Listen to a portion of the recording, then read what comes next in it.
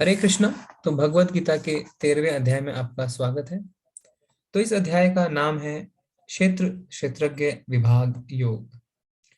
तो हमने जैसे पहले चर्चा करी थी कि 13वें से 18वां अध्याय जो है वो ज्ञान योग प्रधान है। क्यों ज्ञान जरूरी है वो हम इस अब देखेंगे इस अध्याय में। हालांकि पूरी भगवत गीता भक्ति से भरी हुई है, किंतु ज्ञान हमें अर्जन करना भी जरूरी है। तो इसको हम इस अध्याय के माध्यम से समझेंगे। क्षेत्र क्षेत्रज्ञ, इसका क्या अर्थ होता है, अगले श्लोक में हम इसकी चर्चा करेंगे। इस अध्याय का एक और नाम है प्रकृति पुरुष तथा चेतना। तो इस अध्याय में काफी लोग कहते हैं कि अगर भक्ति ही सार है भगवत गीता की, तो भगवान ज्ञान की चर्चा आखिर के 6 अध्याय में क्यों करते हैं, है ना। तो हमने पहले देखा था कि जो पहले 6 हैं वो है कर्म प्रधान योग, बीच के 6 भक्ति प्रधान योग, भक्ति प्रधान, और आखिर के 6 जो हैं वो है ज्ञान योग प्रधान। तो तीनों ही जरूरी है, ठीक है। तो जब हम भक्ति करते हैं ना, तो हमें कुछ भी छोड़ने की आवश्यकता नहीं है। हमने देखा कर्म या ज्ञान भगवान से हमें जोड़ना है। जैसे कर्म जब करते हैं तो धीरे धीरे हम भक्ति में लगते हैं, पर भक्ति जो है वो हमारी नष्ट ना हो जाए, कहीं ऐसा ना हो कि भक्ति सिर्फ भाव बन के रह जाए। इसीलिए हम ज्ञान का सहारा भी लेते हैं। तो इसमें क्या कहते हैं, प्रश्न, अगर भक्ति ही परिणति या अंतिम चरण है, तो ज्ञान को अंतिम 6 अध्यायों में क्यों प्रस्तुत किया गया है। सही मायने में पूर्ण भगवत गीता भक्ति है। प्रथम 6 अध्याय चर्चा करते हैं कि कैसे कार्य के माध्यम से भक्ति को प्राप्त किया जा सके।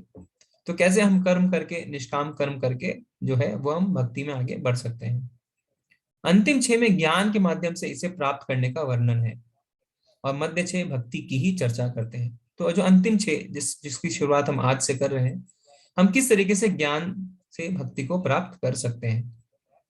इसके अलावा 12वें अध्याय में कृष्ण ने बताया कि कैसे वे व्यक्तिगत रूप से अपने भक्तों को जन्म और मृत्यु से बचाते हैं। अंतिम 6 अध्याय भौतिक दुनिया से खुद को निकालने के लिए आवश्यक दार्शनिक ज्ञान प्रदान करते हैं, है ना। तो हम देखते हैं कि भक्ति तो भारतवर्ष में कितनी फैली हुई है ना। तो हमें क्यों दरकार है ज्ञान की। जैसे अभी भारतवर्ष में आप देखिए कितने भाव में लोग रहते हैं, पर उन्हें ज्ञान नहीं है। पर इसमें एक डर बना रहता है। क्या डर बना रहता है, कि कोई भी आपको बहका सकता है, और बहका सकता है और आपका भक्ति जो है उसमें प्रभाव पड़ सकता है। परंतु अगर आपको ज्ञान है तो आपकी भक्ति में दृढ़ता आती है। तो जब लोग कहते हैं कि भक्ति तो भावुक लोगों के लिए है, ऐसा बिल्कुल नहीं है। भक्ति एक विज्ञान है। अर्जुन है ना, अर्जुन को बोल सकते थे भगवान क्या, कि ठीक है, जो मैं जैसा बोल रहा हूं तुम वैसा करो। अगर भक्ति भाव ही होती, तो अगर आपके भगवान आपको बोल रहे हैं मैं जैसा बोल रहा हूं वैसा करो, तो फिर अर्जुन वैसा करते और भगवत गीता वहीं खत्म हो जाती। इतनी चर्चा क्यों की भगवान ने, इसलिए कि क्योंकि बताना चाहते हैं कि भक्ति एक विधि है, भक्ति एक प्रोसेस है, एक ज्ञान है। ऐसा नहीं कि वो सिर्फ भावुकता है। जैसे हम एक लंबे सफर में निकलते हैं, तो हम सब प्रबंध करके निकलते हैं, है ना। हम सारी तैयारियां करते हैं। तो वैसे ही तैयारी हमें भक्ति के लिए भी करनी है, क्योंकि भक्ति भी एक लंबा सफर है, कभी ना रुकने वाला सफर। क्योंकि अगर हम भगवत धाम भी पहुंच जाते हैं, तो भी ये सफर चलता रहता है। अब जब हम यात्रा करते हैं तो रास्ते में सामान चोरी होने का डर रहता है, तो हम उसके लिए भी प्रबंध करते हैं। इसी तरह हमारी भक्ति की यात्रा में भी कुछ चोर हैं। कौन? प्रकृति के 3 गुण। ये प्रकृति के जो 3 गुण हैं, ये हमें प्रभावित कर सकते हैं, और हमें पता भी नहीं चलेगा कब हमारी भक्ति जो है वो नष्ट हो गई। जैसे अर्जुन है, अर्जुन लड़ना नहीं चाहता था, तो उस पे तमोगुण जो है वो हावी हो रहा था, है ना। और हमें पता भी नहीं चलेगा कि हम जो है प्रकृति के 3 गुणों में फंस गए। इसलिए हमें ज्ञान लेना बहुत जरूरी है। तो यहाँ पे आप देखेंगे लिखा है, ज्ञान माया से छुटकारा पाने में सहायता करती है और हमें कृष्ण की ओर आकर्षित करती है। तो माया से छुटकारा पाने के लिए ज्ञान बहुत आवश्यक है। अगर हमें ज्ञान नहीं होगा, तो हो सकता है हम प्रकृति के 3 गुणों में फंसे हों, पर हमें लग रहा हो कि अरे हम तो भक्ति कर रहे हैं, ठीक है। इसलिए जब हम भक्ति प्राप्त करने के लिए ज्ञान का उपयोग करते हैं, तो यह भक्ति का हिस्सा बन जाता है। और ज्ञान लोग, इसे ज्ञान योग क्यों कहा गया है, जिससे कि कुछ लोग जो ज्ञान अर्जन करते हैं वो आगे चल के भक्ति में आ सकें। जैसे उदाहरण तौर पे हम देख सकते हैं, जो ब्रह्मा जी के पुत्र थे चतुष कुमार, वो भी ज्ञानी थे, पर धीरे धीरे जब उन्हें पूर्ण ज्ञान हुआ तो वो भक्त बन गए। सुखदेव गोस्वामी वो भी ज्ञानी थे, पर धीरे धीरे चल के वो भी भक्त बन गए। इसी तरह बिल्वा मंगल ठाकुर भी ज्ञानी से भक्त बन गए। तो आने वाले जो अध्याय होंगे ना, 14 से लेकर 18, उसमें हम देखेंगे भगवान बताएंगे हमें प्रकृति के 3 गुणों के बारे में और कैसे हम उससे बाहर निकल सकते हैं। तो हमें ऐसा नहीं सोचना है कि अरे हमारे अंदर तो भक्ति के भाव हैं, हम तो भगवान को बहुत मानते हैं, पर हम ज्ञान क्यों अर्जन करें, हम शास्त्र क्यों पढ़ें, हम क्यों जाने। नहीं, इसे बहुत आवश्यक है हमारे लिए जानना, जिससे हमारी भक्ति में दृढ़ता है और जो हमारे भाव हैं हमें कोई विचलित ना कर पाए। ठीक है। तो अब पहले श्लोक में अर्जुन क्या कहता है, अर्जुन के कुछ प्रश्न हैं। अर्जुन उवाच प्रकृतिम पुरुषम चैव क्षेत्रम श्वेतज्ञमेव च एतद्वेदितुमिच्छामि ज्ञानम ज्ञेयं च केशव। तो अर्जुन पूछता है, हे कृष्ण, मैं प्रकृति एवं पुरुष यानी भोक्ता, क्षेत्र एवं क्षेत्रज्ञ तथा ज्ञान एवं ज्ञेय के विषय में जानने का इच्छुक हूं। तो अर्जुन ने यहाँ पे 6 प्रश्न किए हैं। क्या? कि प्रकृति क्या है, पुरुष क्या है, क्षेत्र क्या है, क्षेत्रज्ञ क्या है, ज्ञान क्या है और ज्ञेय क्या है। ज्ञेय का अर्थ होता है ज्ञान का लक्ष्य।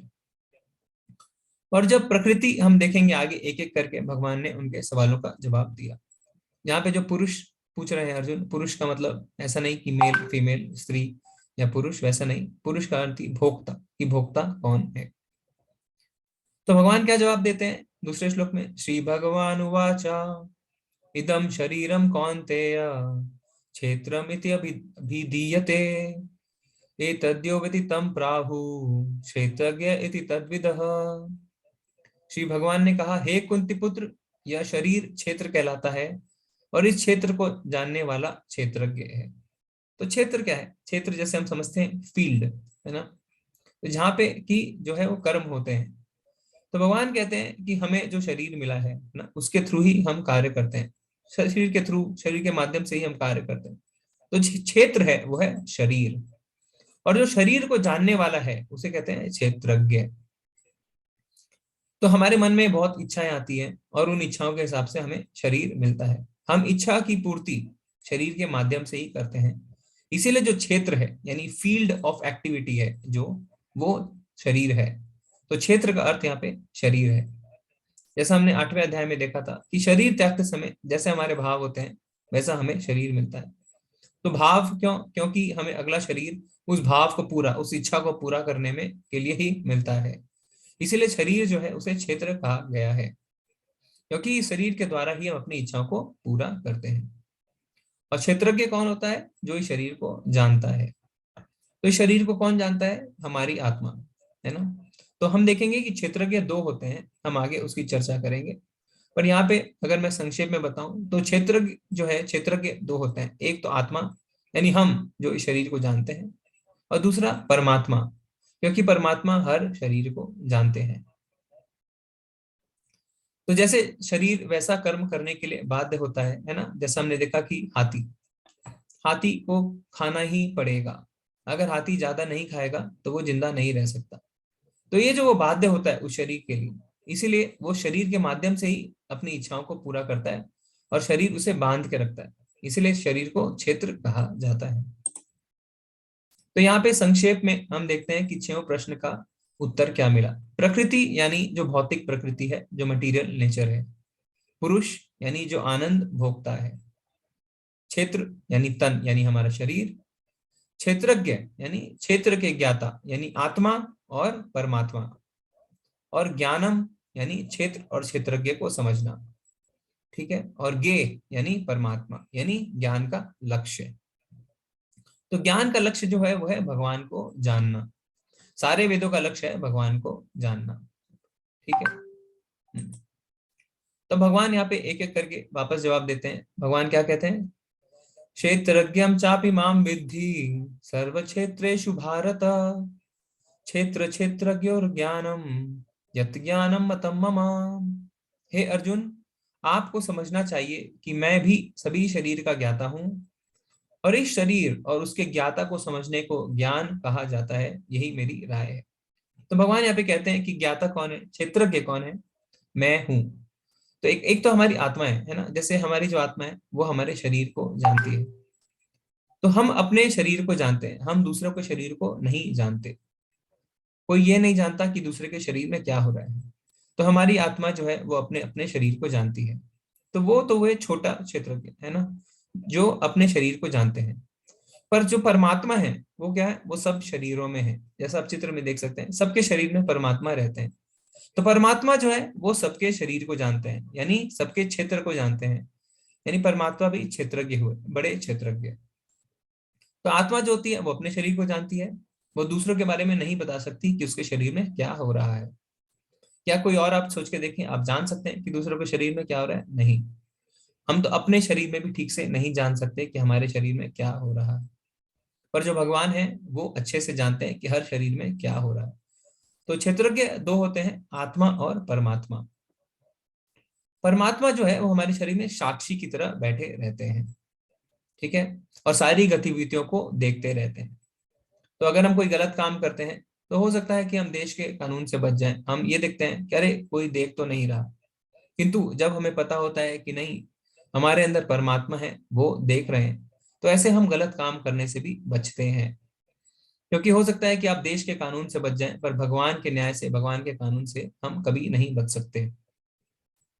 तो इसीलिए हमें यह बात जानना है कि हमारे अंदर, हमारे शरीर में जो है वो दो क्षेत्रज्ञ हैं, एक हमारी खुद की आत्मा और एक परमात्मा। और परमात्मा जो है वो हमेशा साक्षी की तरह बैठा है, हमारी हर गतिविधियों को देख रहे हैं, है ना। हो सकता है जैसे एक बैंक का कर्मचारी है, वो क्यों डरता है? क्योंकि उसके ऊपर सीसीटीवी लगा है। पर वो सीसीटीवी से कभी बच सकता है, हो सकता है कभी सीसीटीवी खराब हो जाए, हो सकता है कोई उसे ढक दे, किंतु अगर हम कोई गलत काम करते हैं तो हमारे अंदर जो परमात्मा है वो उसके साक्षी बने रहते हैं। तो जब हमें इस बात का ज्ञान होता है तो हम गलत काम करने से बचते हैं। तो इसीलिए अब आप धीरे धीरे देखेंगे क्यों इन बातों का ज्ञान हमारे लिए आवश्यक है। क्यों हम जब इस ज्ञान को अर्जित करते हैं तो हम अपने गलत गलत बातों से भी आगे निकलते हैं और भक्ति की ओर बढ़ते हैं, ठीक है। तो इसको हम एक उदाहरण के मात्र से देखते हैं। तो जैसे ये एक क्षेत्र है, ये एक फील्ड है ना। अब ये जो फील्ड है इसमें आप देखें, यहाँ पे एक किसान है। तो वो क्या है, वो सिर्फ अपने क्षेत्र को जानता है। किंतु जो परमात्मा है वो सबके क्षेत्र को जानते हैं। जैसे कि कोई राजा है ना, राजा सबकी जमीन के बारे में जानता है, किंतु एक किसान सिर्फ अपनी ही जमीन के बारे में जानता है। तो इसी तरह जो जीवात्मा है वो सिर्फ अपने शरीर के बारे में जानता है, दूसरों के बारे में नहीं जानता। जैसे अर्जुन कृष्ण को क्या कहते हैं, अरे आपने ये ज्ञान सूर्यदेव को कब दिया? आप तो मेरे समकालीन हैं। तो भगवान क्या समझाते हैं कि उन्हें सब ज्ञात है ना। अर्जुन को ज्ञात नहीं, अर्जुन भूल गया है, पर उन्हें सब ज्ञात है। तो जीव आत्मा जो है वो मुश्किल से अपने बारे में जान सकती है, पर भगवान सब कुछ जानते हैं, अतीत काल, वर्तमान और भविष्य में जो होने वाला है वो भी जानते हैं। तो जैसे अगर हम आपसे पूछें, अरे परसों आपने लंच में क्या खाया, तो शायद आपको सोच के बताना पड़ेगा। अगर हम पूछें एक हफ्ते पहले आपने लंच में क्या खाया, तो शायद आपको और ज्यादा सोचना पड़ेगा। अगर हम पूछे महीने भर पहले आपने क्या खाया, तो वो शायद आपको कभी याद भी ना आए। तो जीव आत्मा अपने शरीर के बारे में, खुद के बारे में भी ठीक से नहीं जानती, पर भगवान जो है वो सब जानते हैं। जैसे मोबाइल नंबर है ना, अपने अपने नंबर को तो सब जानते हैं, पर जो टेलीफोन कंपनी होती है वो सबके नंबर को जानती है। इसी तरीके से जो भगवान होते हैं वो सबको जानते हैं, और हम सिर्फ अपने शरीर को ही जानते हैं। भगवान एक है, पर अनादि रूपों में विस्तृत होते रहते हैं, ऐसा ब्रह्म संहिता में भी भगवान कहते हैं। तो पूर्ण से जब पूर्ण हटा दें तो पूर्ण ही रहता है। ईशोपनिषद में कहा गया ना, पूर्ण ओम पूर्णमिदम पूर्णमिदम, वो जो है उसमें क्या कहा गया है कि अगर हम पूर्ण से पूर्ण को हटा दें तो उसमें पूर्ण ही रह जाता है। इन्फिनिटी से जब इन्फिनिटी हटता है तो इन्फिनिटी ही बचती है ना। तो भगवान ऐसे ही है। विभिन्न वैदिक ग्रंथों में विभिन्न ऋषियों ने कार्यकलापों के क्षेत्र तथा उन कार्यकलापों के ज्ञाता के ज्ञान का वर्णन किया है। इसे विशेष रूप से वेदांत सूत्र में कार्य कारण के समस्त तर्क समेत प्रस्तुत किया गया है। तो वेदांत सूत्र में भी इसकी चर्चा हुई है कि क्षेत्र क्या है और क्षेत्रज्ञ क्या है। तो ये ज्ञान बहुत आवश्यक है हमारे लिए जानना। इसीलिए बहुत सारे जो है शास्त्रों में इसकी जो है वो डिस्कशन हुआ है। अब जैसे जो भगवत गीता है वो सभी शास्त्रों का निचोड़ है। तो इसीलिए भगवत गीता में भी इसकी चर्चा हुई है। तो ये बहुत ही महत्वपूर्ण ज्ञान है कि हमें समझना है कि क्षेत्र क्या है और क्षेत्रज्ञ क्या है। अब इसे जो है भगवान की शक्ति का प्राकट्य अन्नमय रूप में होता है। तो यहाँ पे हम क्या है, यहाँ पे हम ब्रह्म पुंज की चर्चा करेंगे। ठीक है, हमारी जो चेतना है उसके कई स्तर होते हैं। तो हम देखेंगे कि हमारी चेतना, हमारी कॉन्शियसनेस के 5 स्तर होते हैं। तो सबसे पहला स्तर क्या होता है? अन्नमय चेतना। भगवान की शक्ति का प्राकट्य अन्नमय रूप में होता है, जिसका अर्थ है अस्तित्व के लिए भोजन, यानी अन्न पर निर्भरता। यह भ्रम की भौतिकवादी अनुभूति है। तो जो ये चेतना है वो क्या होती है कि लोग सिर्फ अपने भोजन के बारे में सोचते हैं, वो सिर्फ अपने पेट भरने के बारे में सोचते हैं। जैसे है ना, जानवर को आप देखें तो वो क्या करते हैं, वो अपने भोजन के लिए बहुत चिंतित रहते हैं। उनकी जितनी चेतना रहती है कि किस तरीके से मैं अपना भोजन एकत्र कर लूं। तो ये कोई गलत बात नहीं है, क्योंकि हम भी अपने शरीर के भोजन के लिए प्रबंध करते हैं। तो ये जो अन्नमयी कोश है ना, ये अन्नमयी रूप जो है, ये चेतना हमारे अंदर भी होती है और जानवरों में भी होती है। फिर उसके ऊपर एक और चेतना होती है, क्या? अन्न में परम सत्य की अनुभूति करने के पश्चात फिर प्राणमय रूप में मनुष्य सजीव लक्षणों या जीवन रूपों में परम सत्य की अनुभूति करता है। फिर क्या होता है? प्राणमयी कोश। तो पहले था अन्नमयी कोश, अब उसके ऊपर जो चेतना होती है होते है प्राणमयी कोश। उसमें क्या होता है? अपनी जान की परवाह करना। जैसे एक बिल्ली है ना, वो जब दूध पीने आपकी रसोई में घुसती है तो कैसे घुसती है? दबे पैर घुसती है। क्यों? उसे अपनी जान की परवाह होती है ना। अगर एक कुत्ते को आप पत्थर दिखाते हैं तो वो वहां से भाग जाता है। क्यों? उसे अपनी जान की परवाह होती है। इसी तरह मनुष्य भी अपने जान की परवाह करता है, अपनी सुरक्षा करता है, अपना घर सब कुछ बनाता है। तो ये जो चेतना है, प्राणमय चेतना, ये जो है ये अन्नमय चेतना से ऊपर है, और ये भी जानवर और इंसान दोनों में पाई जाती है। परंतु इस चेतना के ऊपर, इस कॉन्शियसनेस के ऊपर एक और चेतना है। वो क्या है? ज्ञानमय रूप में यह अनुभूति सजीव लक्षणों से आगे बढ़कर चिंतन, अनुभव तथा आकांक्षा तक पहुंचती है। अब यह है उसके ऊपर ज्ञानमयी कोश। तो सबसे पहले अन्नमयी कोश, उसके बाद प्राणमयी कोश, फिर आ गया ज्ञानमयी कोश। इसमें क्या होता है? इसमें हम अपनी अनुभव से सीखते हैं। जैसे जानवर को अगर आप मारते हैं तो अगली बार आपके पास नहीं आना चाहता, है ना। क्यों? क्योंकि उसके अंदर भी वो चेतना रहती है, जिसे हम कहते हैं ज्ञानमयी कोश। तो ये जो है ये इंसान और जानवर दोनों में पाए जाते हैं। ठीक है, अब इसके ऊपर और 2 स्तर की चेतना होती है जो जानवरों में नहीं मिलती, जो सिर्फ इंसान में मिलती है। तो क्या है वो चेतना? तब ब्रह्म की उच्चतर अनुभूति होती है, जिसे विज्ञानमय रूप कहते हैं, जिससे जीव के मन तथा जीवन के लक्षणों को जीव से भिन्न समझा जाता है। तो उसके ऊपर आती है विज्ञानमयी चेतना। विज्ञानमयी चेतना में क्या होता है कि जिज्ञासा करते हैं, मनुष्य जो है वो जिज्ञासा करता है कि जीवन में दुख क्यों आ रहे हैं, वास्तविक सुख कैसे मिलेगा, सुख और दुख ये है क्या। पर जानवर ऐसा नहीं कर सकता। आप देखेंगे अगर एक बकरा जो है वो कसाई की दुकान में कतार में खड़ा है, अगला नंबर उसका है, उसे काटा जाएगा, पर उसे कोई चिंता नहीं रहती है। वो सिर्फ अपने आगे पड़े खाने को खाता रहता है। पर मनुष्य जीवन में ऐसा नहीं है, वो मनुष्य जिज्ञासा करता है। वेदांत सूत्र में भी इसकी बात कही गई है, क्या कि अब हमें जिज्ञासा करनी है कि भ्रम क्या है। तो जो जिज्ञासा है, विज्ञानमय खोज जो है वो बहुत ही महत्वपूर्ण है, क्योंकि सिर्फ मनुष्य ही जिज्ञासा कर सकता है। और जब हम जिज्ञासा करते हैं तब हम अपने भौतिक बंधनों से ऊपर उठने की कोशिश करते हैं।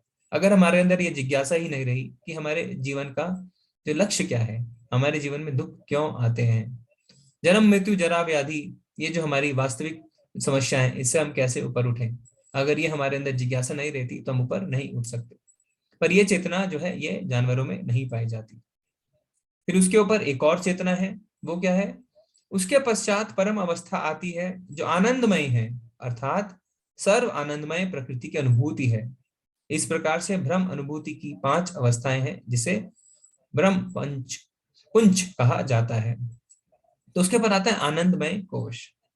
इसमें क्या होता है? इसमें भगवान की अनुभूति हम करने लगते हैं, इसमें हम भगवान से जुड़ जाते हैं। तो जो मनुष्य शरीर हमें मिला है उसका सदुपयोग हमें इसीलिए करना चाहिए। अगर हम इन लास्ट की जो 2 चेतनाएं हैं, है ना, जो है क्या, विज्ञानमयी और आनंदमयी, अगर हम इस चेतना तक नहीं उठ सकते तो इससे अच्छा तो हम किसी, है ना, पशु के शरीर में ही रहते। अगर हमें इंसान का शरीर मिला है तो हमें इस चेतना तक ऊपर उठना चाहिए।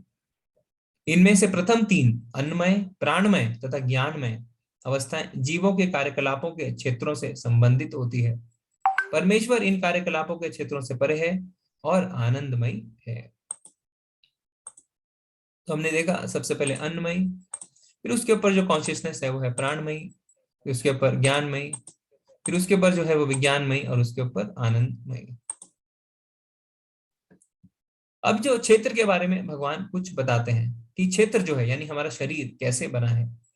पंच महाभूत, अहंकार, बुद्धि, अव्यक्त यानी तीनों गुणों की अप्रकट अवस्था, दसों इंद्रियां तथा मन, पांच इंद्रिय विषय, इच्छा, द्वेष, सुख दुख, संघात, जीवन के लक्षण तथा धैर्य, इन सब को संक्षेप में कर्म का क्षेत्र तथा उसकी अंतःक्रिया या अतः विकार कहा जाता है। तो हमारा शरीर जो है वो 24 तत्वों से बना है। एक तो हो गया पंच महाभूत, ये पांच आ गए यहाँ पे, क्या, जल, अग्नि, धरती, आकाश, वायु, तो ये हो गए पांच महाभूत। फिर आ जाता है अहंकार, छठा, बुद्धि, सातवां, अव्यक्त, अव्यक्त क्या है, ये जो है यह है प्रकृति के तीन गुण जो अप्रकट अवस्था में रहते हैं, तो ये आठ। दस इंद्रिय, दस इंद्रिय यानी हमारी पांच कर्म इंद्रियां और पांच ज्ञान इंद्रियां, ठीक है, तो ये हो गए 25। फिर मन, सॉरी 23, और मन 24। तो ऐसे हमारे जो है वो 24 तत्वों से हमारा शरीर बना है। फिर उसके बाद, सॉरी इसमें पांच इंद्रिय विषय भी आती हैं, फिर कुल मिला के 24। तो पांच इधर, 6, 7, 8, 8 और 10, 18, 19, और 19 और 4, यहाँ पे आ गए 24। तो इंद्र विषय क्या होता है, जैसे कि सुगंध, है ना, स्वाद यानी रस, फिर सुनना यानी ध्वनि, स्पर्श यानी, है ना, ये हो गया चौथा, और फिर जीवा यानी स्वाद, ऐसे करके पांच इंद्रिय विषय होते हैं। तो आंखों का हो गया रूप, ये हो गया इंद्र विषय, ठीक है। कान का हो गया सुनना यानी ध्वनि, हो गई इंद्र विषय। नाक का सुगंध, तो सुगंध हो गया इंद्र विषय। जीभ का स्वाद, स्वाद हो गया, और स्पर्श, ये हो गए पांच आपके इंद्र विषय। तो 10 ज्ञान, 10 इंद्रियां, जिसमें से पांच कर्म इंद्रियां और पांच ज्ञान इंद्रियां, फिर उसके पांच इंद्र विषय 15, पांच महाभूत 20, मन बुद्धि अहंकार 23, और अव्यक्त अवस्था 24। तो इन 24 तत्वों से हमारा शरीर बना है। फिर क्या है, इच्छा, द्वेष, सुख दुख, संघात, जीवन के लक्षण तथा धैर्य, इन सबको संक्षेप में कर्म का क्षेत्र कहा जाता है। ठीक है, अब यहाँ पे जो है तो हमें भगवान ने क्षेत्र के बारे में बताया और क्षेत्रज्ञ के बारे में बता दिया। क्षेत्र यानी शरीर क्या होता है, शरीर कैसे बनता है। क्षेत्रज्ञ यानी शरीर को जानने वाला कौन है, आत्मा और परमात्मा। अब भगवान हमें ज्ञान के बारे में बताएंगे। तो भगवान क्या कहते हैं, अमानित्वम अदम्भित्वम, अहिंसा शांतिरार्जवम, आचार्योपासनम शौचम, स्थैर्यमात्म विनिग्रह, इंद्रियार्थेषु वैराग्यम, अहंकार एव च, जन्म मृत्यु जरा व्याधि, दुख दोषन दर्शनम, आसक्ति विषभंगा, पुत्रदार गृहादिषु, नित्यं च समचित्तत्वम्, इष्टानिष्टोपपत्तिषु, मयि चानन्य योगेन भक्तिरभ्यविचारिणी, विविक्त देश सेवित्वम्, रतिर्जन्य संसदि, अध्यात्म ज्ञान नित्यत्वम्, तत्त्वज्ञानार्थ दर्शनम्, एतज्ज्ञानमिति प्रोक्तम्, अज्ञानम यद् अन्यथा। तो भगवान यहाँ पे कुल 20 लक्षण बताते हैं जो ज्ञान के लक्षण हैं, और भगवान क्या कहते हैं, उसके अलावा सब अज्ञान है। तो क्या है, विनम्रता, दंभहीनता, अहिंसा, सहिष्णुता, सरलता, प्रामाणिक गुरु के पास जाना, पवित्रता, स्थिरता, आत्म संयम, इंद्र तृप्ति के विषयों का परित्याग, अहंकार का अभाव, जन्म मृत्यु वृद्ध अवस्था तथा रोग के दोषों की अनुभूति, वैराग्य, संतान, स्त्री, घर तथा अन्य वस्तुओं की ममता से मुक्ति, अच्छी तथा बुरी घटनाओं के प्रति संभाव, मेरे प्रति निरंतर अनन्य भक्ति, एकांत स्थान में रहने की इच्छा, जन समूह से विलगाव, आत्म साक्षात्कार की महत्ता को स्वीकारना तथा परम सत्य की दार्शनिक खोज। इन सबको मैं ज्ञान घोषित करता हूं, और इनके अतिरिक्त जो भी है वह अज्ञान है। तो भगवान ने ऐसे जो है 20 लक्षण बताए जिन्हें ज्ञान कहते हैं। तो ये सारे लक्षण जो है वो ज्ञान है, इसके अलावा जो भी है वो अज्ञान है। तो अब इसमें से हम जो है जो मुख्य मुख्य है उस पर अभी चर्चा करेंगे, और जो बाकी है उसको हम अगले स्लाइड में देखेंगे। तो सबसे पहला है आचार्य की शरण में जाना। तो क्या है, हम अपनी बुद्धि से ज्ञान ग्रहण नहीं कर सकते। तो जैसा हमने पहले चर्चा करी थी कि हमें शरण में जाना चाहिए और विनम्र भाव से जो है अपने गुरु की सेवा करनी चाहिए और फिर जिज्ञासा करनी चाहिए। हमने देखा है कि भगवान भी गुरु स्वीकार करते हैं, है ना। कृष्ण जी ने संदीपनी मुनि स्वीकार करे थे। क्यों? उन्हें किसी गुरु की आवश्यकता नहीं है। उन्होंने क्यों करा? हमें सिखाने के लिए किए थे। तो भगवान क्या कहते हैं कि आचार्य को मेरी तरह समझो, मेरी तरह उनका आदर करो। तो ये जो है ये ज्ञान की श्रेणी में आता है। तो यानी अगर कोई गुरु के पास नहीं जाता तो उसे अज्ञानता कहा जाता है। फिर दूसरी चर्चा हम करेंगे किस पे? जन्म मृत्यु जरा व्याधि दुख दोषन और दर्शनम। यानी जन्म मृत्यु जरा व्याधि, ये जो है यही हमारे जीवन की चार जो है ना वो वास्तविक समस्याएं हैं। अगर कोई कहता है मेरे पास पैसे नहीं है, अरे मुझे भूख लगी है, मेरी नौकरी अच्छी नहीं है, ये नहीं है, वो नहीं है, ये सब असली समस्याएं नहीं है। असली समस्या क्या है? जन्म मृत्यु जरा व्याधि। इसी को शास्त्र वास्तविक समस्या बताते हैं। तो ये जो समझ जाता है कि जीवन की यही चार जो है वो असली समस्याएं हैं, उसे ज्ञान कहा जाता है। बाकी जो है वो समस्याओं में नहीं आता। क्यों ऐसा है कि ये चार समस्या जो है यही असली समस्या है? क्योंकि इन समस्याओं से कोई नहीं बच सकता। चाहे आपके पास कितने ही पैसे हो, आप कितने ही ज्ञानी हो, आप इन चार समस्याओं से नहीं बच सकते। जन्म मृत्यु जरा और व्याधि। ठीक है, जरा यानी बुढ़ापा, व्याधि यानी बीमारियां, इनसे कोई नहीं बच सकता। जबकि हम तो देख रहे हैं कि विज्ञान जितनी तरक्की कर रहा है उतना ज्यादा बीमारियां आ रही हैं, है ना। तो अभी आप देख सकते हैं कि नौजवान लोगों में भी कितना ज्यादा जो है शरीर को लेके प्रॉब्लम आ गए हैं। तो ऐसा नहीं है कि उनके पास इसका उपाय है। तो वह कोई कह सकता है कि हम भक्ति अभी शुरू कर देते हैं तो इससे ठीक हो सकता है। जी हाँ, अगर हम भक्ति शुरू करते हैं तो हमें ज्ञान मिलता है। ज्ञान मिलता है कि ये हमारे जीवन की चार जो है असली समस्याएं हैं। और जो तीन ताप हैं, तीन ताप तो हमेशा मिलते रहते हैं। क्योंकि कोई नौजवान कह सकता है अरे अभी तो मुझे बीमारी नहीं है, अभी तो मैं बूढ़ा नहीं हो रहा, तो मैं क्यों करूं भक्ति। पर जो तीन ताप हैं वो हमेशा रहते हैं। क्या? आदि भौतिक। आदि भौतिक यानी जैसे आप चल रहे हैं, आपको पीछे से किसी ने धक्का दे दिया, आप बैठे हैं, किसी मच्छर ने आपको काट लिया और आप बीमार पड़ गए। ठीक है, इस पे आपका कोई जोर नहीं चलता। फिर क्या? आध्यात्मिक। आध्यात्मिक मतलब अपने मन के कारण, है ना। पैसा है आपके पास, सिक्योरिटी है आपके पास, सब सुख सुविधाएं हैं, पर आप डिप्रेशन में। हम देखते हैं ना बॉलीवुड के कितने लोग, उनके पास किसी चीज की कोई कमी नहीं है, उनके अपने बॉडीगार्ड हैं, गाड़ियों की कोई कमी नहीं, घर की कोई कमी नहीं, पर फिर भी वो खुश नहीं रह पाते, डिप्रेशन में चले जाते हैं। तो उसे कहते हैं आध्यात्मिकता। और आदि दैविक ताप यानी जैसे जो प्रकृति से हमें मिलते हैं, जैसे भूकंप आना, बाढ़ आना। तो ये जो तीन ताप हैं ये तो कभी भी आ सकते हैं और ये हमेशा बने रहते हैं। फिर तीसरी चर्चा हम करते हैं अनन्य भक्ति पे। तो भगवान क्या कहते हैं यहाँ पे कि अनन्य भक्ति यानी भक्ति में मन नहीं है तो बाकी ज्ञान से कोई मतलब नहीं है। तो भक्ति बहुत आवश्यक है। अगर भक्ति नहीं है तो बाकी ज्ञान का कोई मतलब नहीं है। तो ब्रह्म संहिता में ब्रह्मा जी क्या कहते हैं कि वेद पढ़ के भी भगवान को नहीं समझा जा सकता जब तक हमारे अंदर भक्ति नहीं है। तो भक्ति जो है वो परम आवश्यक है। तो बाकी जो ज्ञान के पॉइंट है उसके लिए भगवान क्या कहते हैं हम यहाँ पे देखते हैं। नम्रता, यानी नम्रता का अर्थ क्या होता है? सम्मानित होने की संतुष्टि के लिए उत्सुक ना होना। ऐसा नहीं है कि मेरा सम्मान हो जाए, उसके लिए कोई उत्सुकता हमें नहीं होनी चाहिए। शिष्टता, समझना कि तुम शरीर नहीं हो और इस प्रकार सम्मान और अनादर एक ही है। तो हमारा चाहे सम्मान हो चाहे हमारा अनादर, वो हमारे लिए एक ही होना चाहिए। अहिंसा, अहिंसा का अर्थ क्या होता है? जब तक कोई लोगों को आध्यात्मिक ज्ञान तक नहीं पहुंचाता तब तक वह हिंसा का अभ्यास कर रहा है। तो अहिंसा का असली अर्थ यह होता है कि हमें आध्यात्मिक ज्ञान तक लोगों को पहुंचाना है। सहनशीलता, दूसरों के अपमान और अपमान सहने का अभ्यास करना। तो हमें अपमान सहने का अभ्यास करना चाहिए। जैसे आप देखें विभीषण, है ना, उन्हें लंका से बाहर निकाल दिया गया था, पर वो भक्ति उन्होंने नहीं छोड़ी, वो भक्ति में लगे रहे, तो उन्हें भगवान की प्राप्ति भी हुई, वो अमर बन गए, है ना।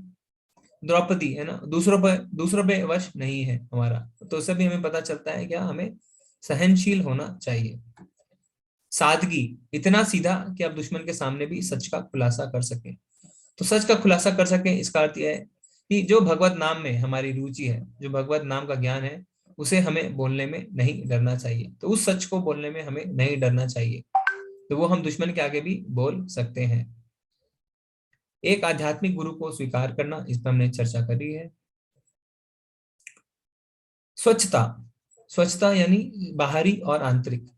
तो हमें बाहरी, तो हम सब कुछ करते हैं ना, हमने तो कितना ज्यादा हम ध्यान देते हैं अपनी बाहरी स्वच्छता पे, है ना। हम अपने सर के लिए, अपने बालों के लिए, अपने चेहरे के लिए, अपने बाकी शरीर के लिए अलग अलग, है ना, है shampoo, hand wash, face wash, body wash, ना ना क्या क्या इस्तेमाल करते हैं, पर हम अपने अंदर की सफाई के लिए ध्यान नहीं देते। तो कहते हैं आचार्य, चेतो दर्पणम मार्जनम, हमें अपने अंदर का जो चित्त है उसको भी मांजना चाहिए, उसकी भी सफाई करनी चाहिए। वो हम कैसे कर सकते हैं? हरि नाम से जो है वो अगर हम माला करते हैं तो उससे हमारा मन की धुलाई हो जाती है। स्थिरता, स्थिरता क्या है? आध्यात्मिक जीवन के में प्रगति करने का दृढ़ संकल्प, है ना। तो संकल्प जो है, ऐसा नहीं कि अरे अभी तो गर्मियों में कर लेते हैं, सर्दियों में तो हम अभी सोते रहेंगे, हम नहीं करेंगे। संकल्प दृढ़ होना चाहिए। तो एक माला जो अगर हम करते हैं, अगर उस पर दृढ़ता रखते हैं तो वो ज्ञान है। जो दृढ़ नहीं रहता है उसे अज्ञान में नहीं माना जाता, वो अज्ञान, अज्ञानता होती है। ठीक है, फिर उसके आगे क्या है? आत्म संयम, आध्यात्मिक उन्नति के प्रतिकूल कुछ भी अस्वीकार करें, इंद्रियों को नियंत्रित करें।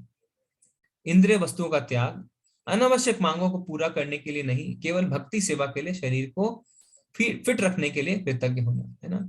पर आजकल क्या है? आजकल तो इंद्र तृप्ति ही मापदंड बन गई है। जो जितना ज्यादा इंद्र तृप्ति कर सकता है उसे हम उतना ज्यादा सक्सेसफुल, उतना ज्यादा अच्छा मानते हैं, किंतु वो अज्ञानता में आता है। इंद्र वस्त्रों का त्याग, अनावश्यक मांगों को पूरा करने के लिए नहीं, केवल भक्ति सेवा के लिए, फिट रखने के लिए। झूठे अहंकार की अनुपस्थिति, अस्वीकार कि मैं यह शरीर या मन हूं, स्वीकार करें कि मैं कृष्ण का सेवक हूं। बुराई की धारणा, उचित स्रोत से इनके बारे में नियमित रूप से सुनना, भौतिक जीवन से घृणा करें।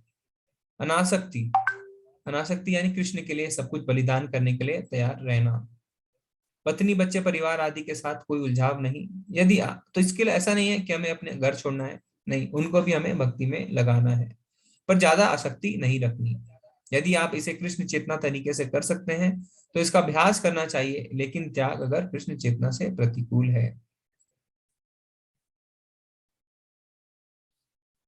ठीक है, फिर उसके आगे क्या है? भौतिक लाभ या हानि में अभिन्न या व्यतीत नहीं, अटूट भक्ति सेवा करते रहना। फिर रहता है निष्काम भक्ति सेवा, भक्ति की 9 प्रक्रियाओं में स्वयं को संलग्न करना। जो हमने नवदा भक्ति देखा था, श्रवणम, कीर्तनम, स्मरणम, पाद सेवनम, साख्यम, दास्यम, आत्मनिवेदनम, तो वो जो नवदा भक्ति है उसमें संलग्न रहना। एकांत जगह में रहने की ख्वाहिश, तो भौतिकवादी, इसका अर्थ यह नहीं कि आप जंगल में चले जाएं छोड़ छाड़ के, नहीं। उसका अर्थ ये होता है कि भौतिकवादी लोगों के साथ घूमने मिलने की इच्छा नहीं होना, भक्तों के संगति में रहना, तो उसे एकांत कहा गया है। तो यहाँ पे जो भगवान ने चर्चा करी वो करी कि ज्ञान क्या है। अब भगवान बताएंगे कि ज्ञेय क्या है। ज्ञेय यानी ज्ञान का लक्ष्य। अब मैं तुम्हें ज्ञेय के विषय में बतलाऊंगा, जिसे जानकर तुम नित्य ब्रह्म का आस्वादन कर सकोगे।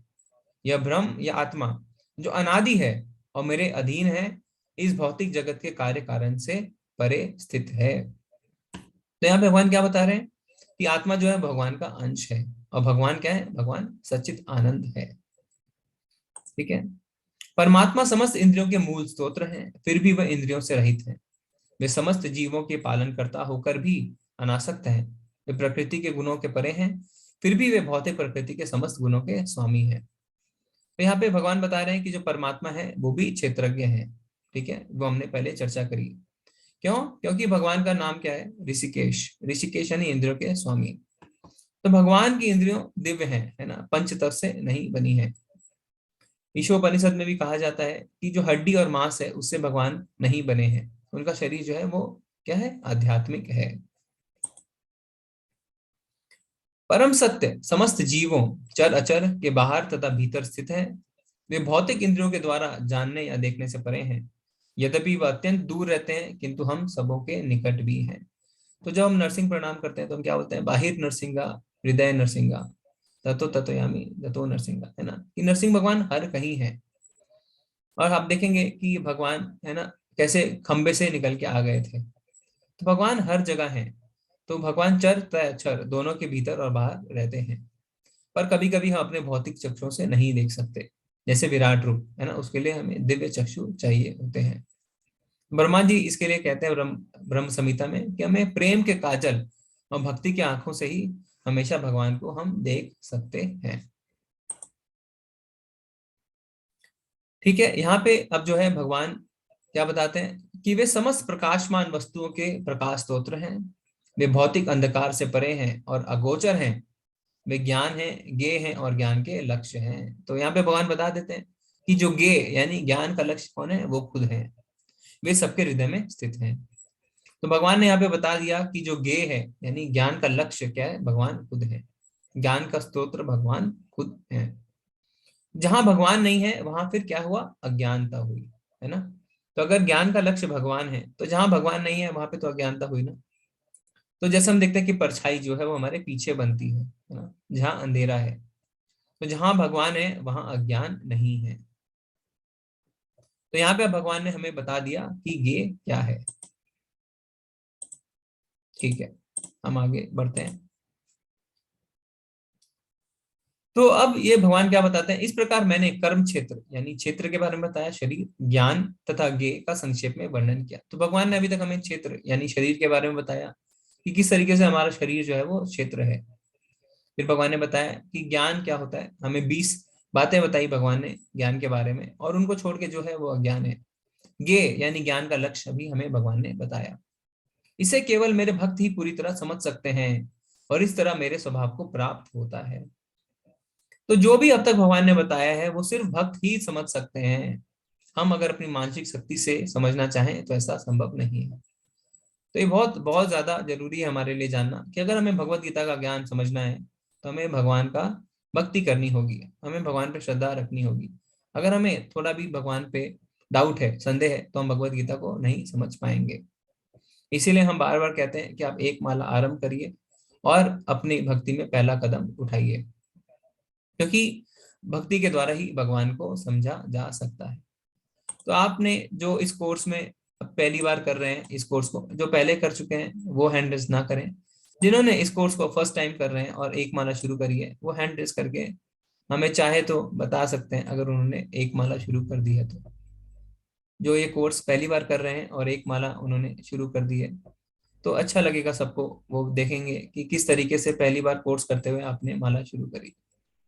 किरण माता जी, पिंकी माता जी, राजकुमार प्रभु जी, शशि शर्मा माता जी, राम प्रभु जी, नर्मदा बजाज माता जी, संतोष प्रभु जी, प्रमोद प्रभु जी, प्रचला खन्ना माता जी, वर्षा माता जी, प्रवीण प्रभु जी, बहुत लोगों ने हैंड रेस कर लिया है।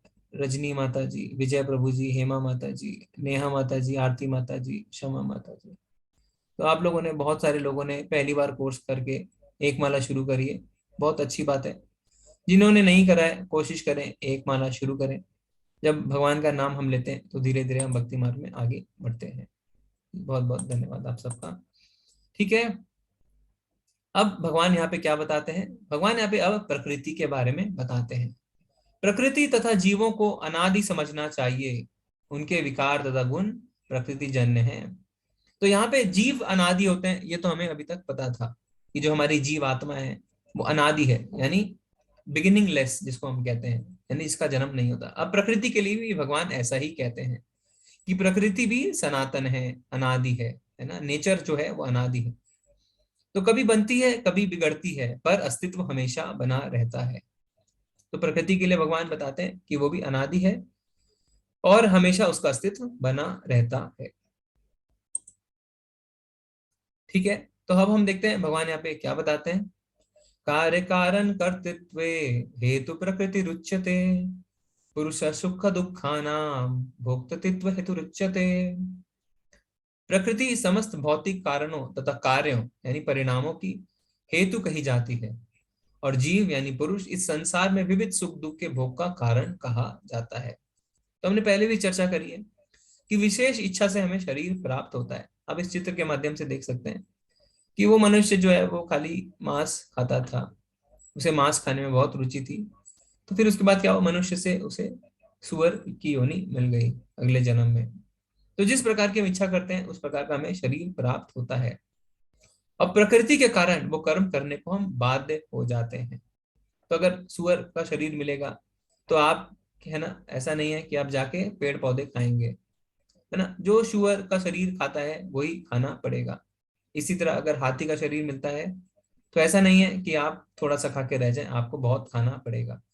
तो वो हम बाध्य हो जाते हैं, है ना। तो जैसा हमें शरीर मिलता है वैसा कारण कार्य करने के लिए हम बाध्य हो जाते हैं।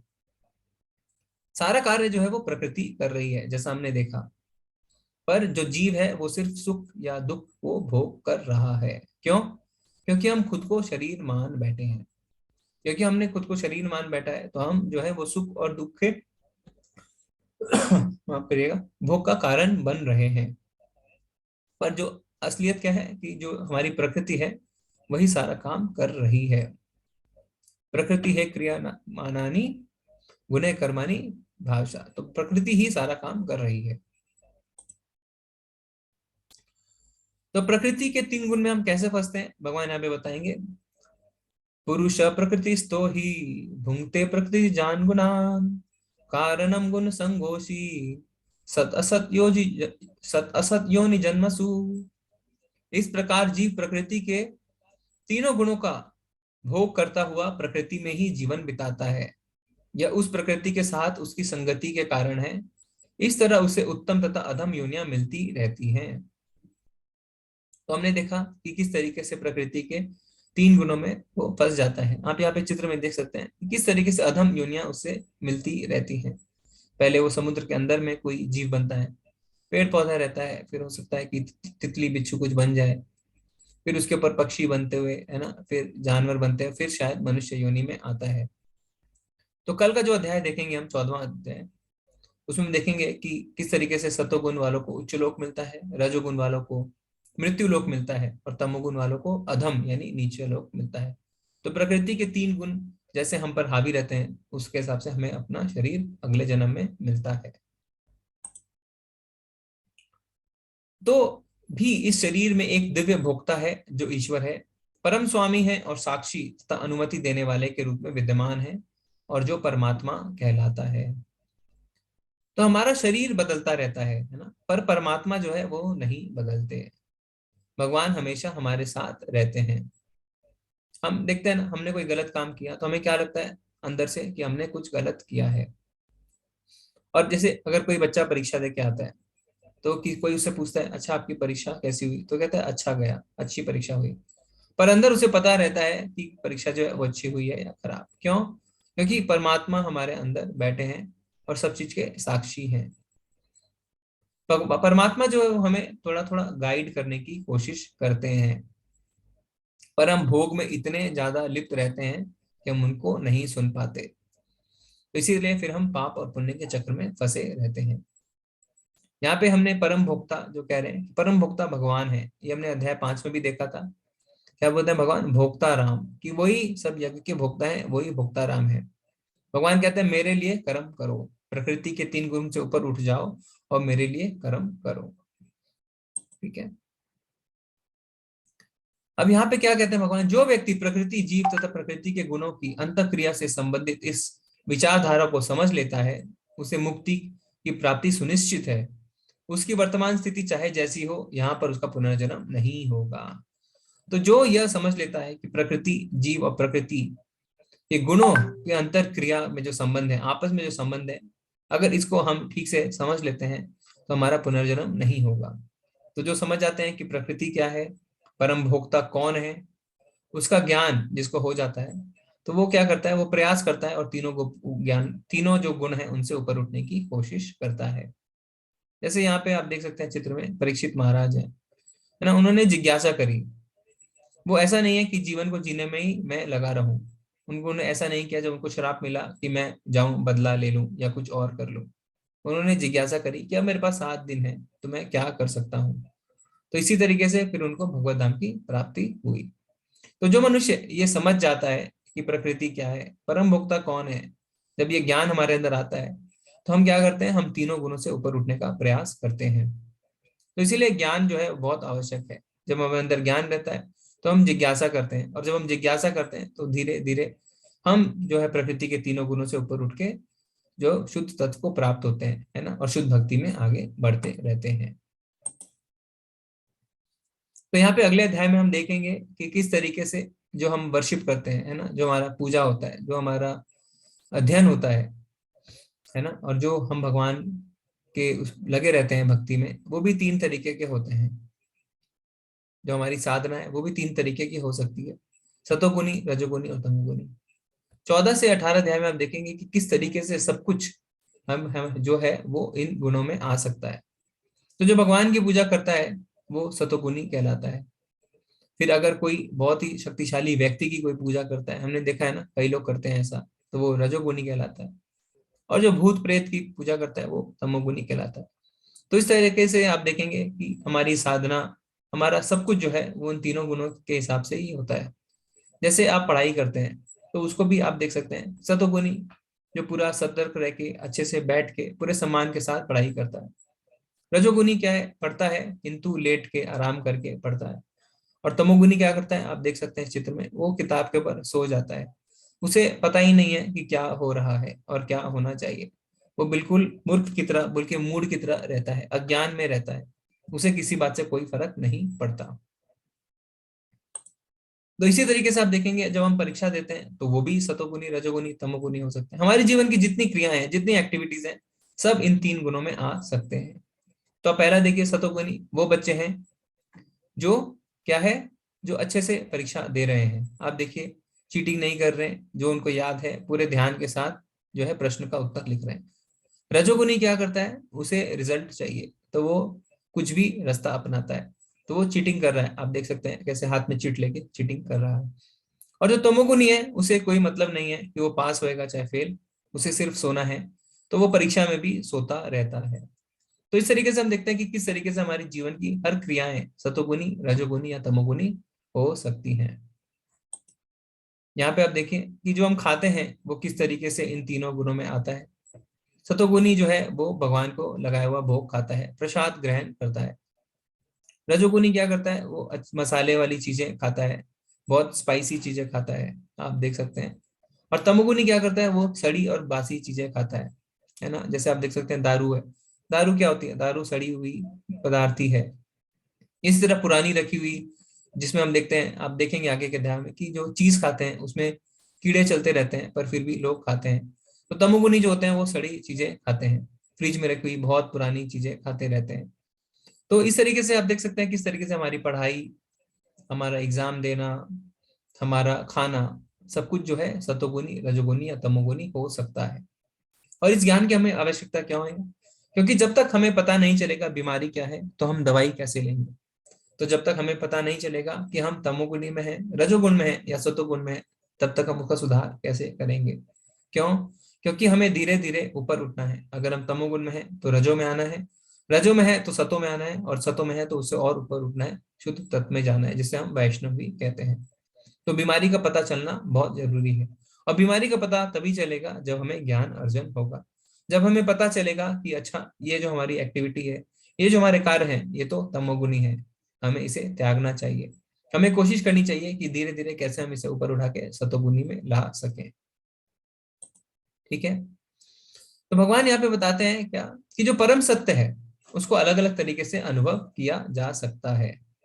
क्या, निराकार ब्रह्म यानी निराकार की उपासना, परमात्मा यानी अष्टांग योगी जो हमने पहले देखा था, और तीसरा यानी श्याम सुंदर रूप यानी भगवान जो है वो भक्त होते हैं।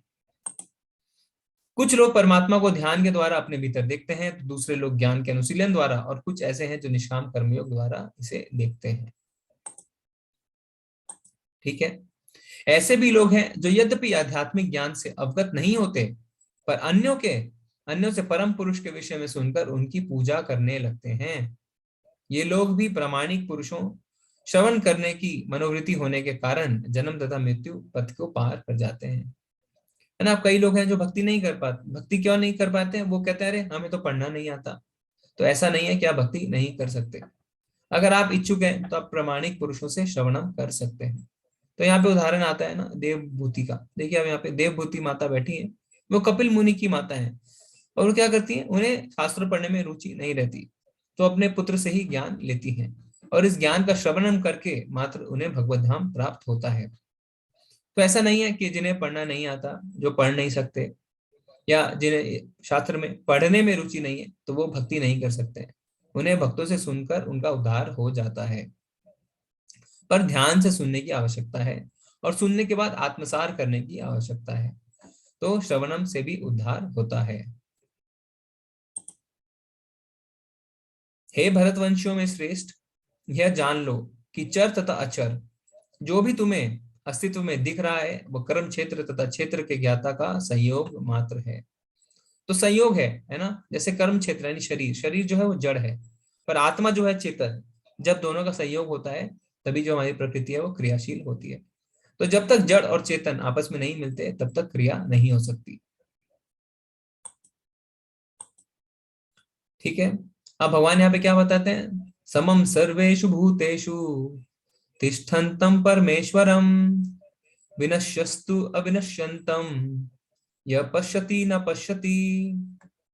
जो परमात्मा को समस्त शरीरों में आत्मा के साथ देखता है, और जो यह समझता है कि इस नश्वर शरीर के भीतर ना तो आत्मा ना ही परमात्मा कभी भी विनिष्ट होती है, वही वास्तव में देखता है।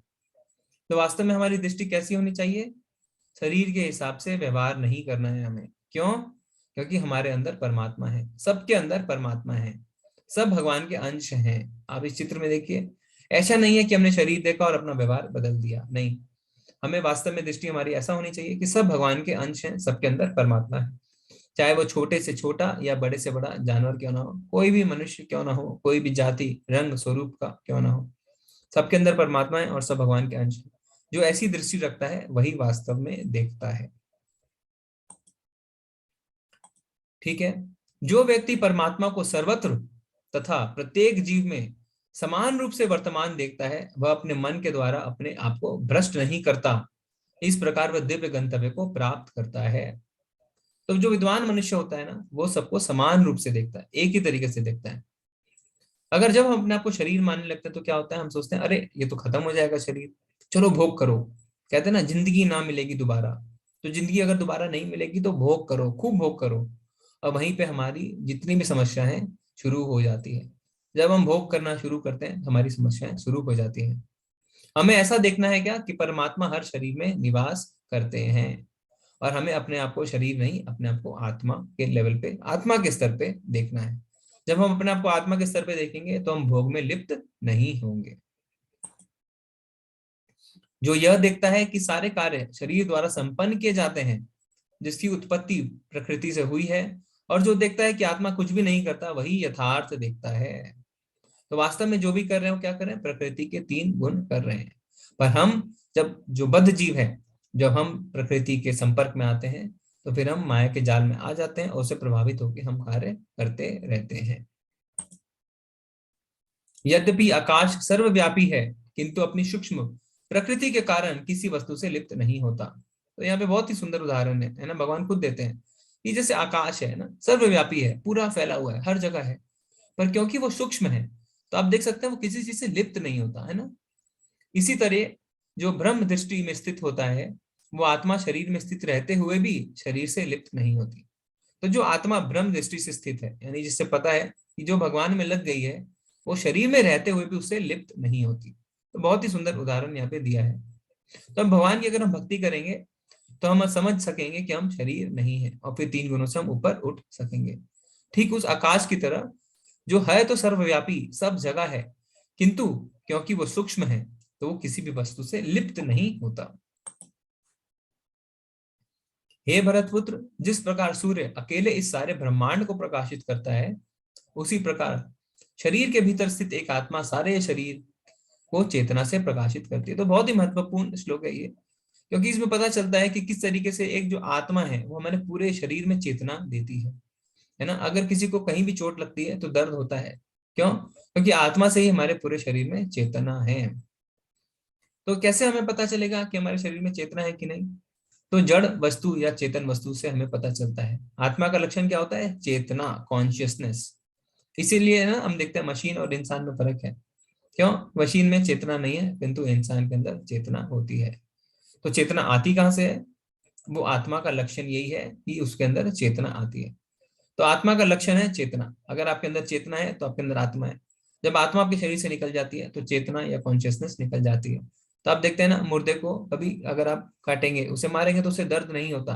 क्यों? क्योंकि उसके अंदर से आत्मा निकल चुकी है।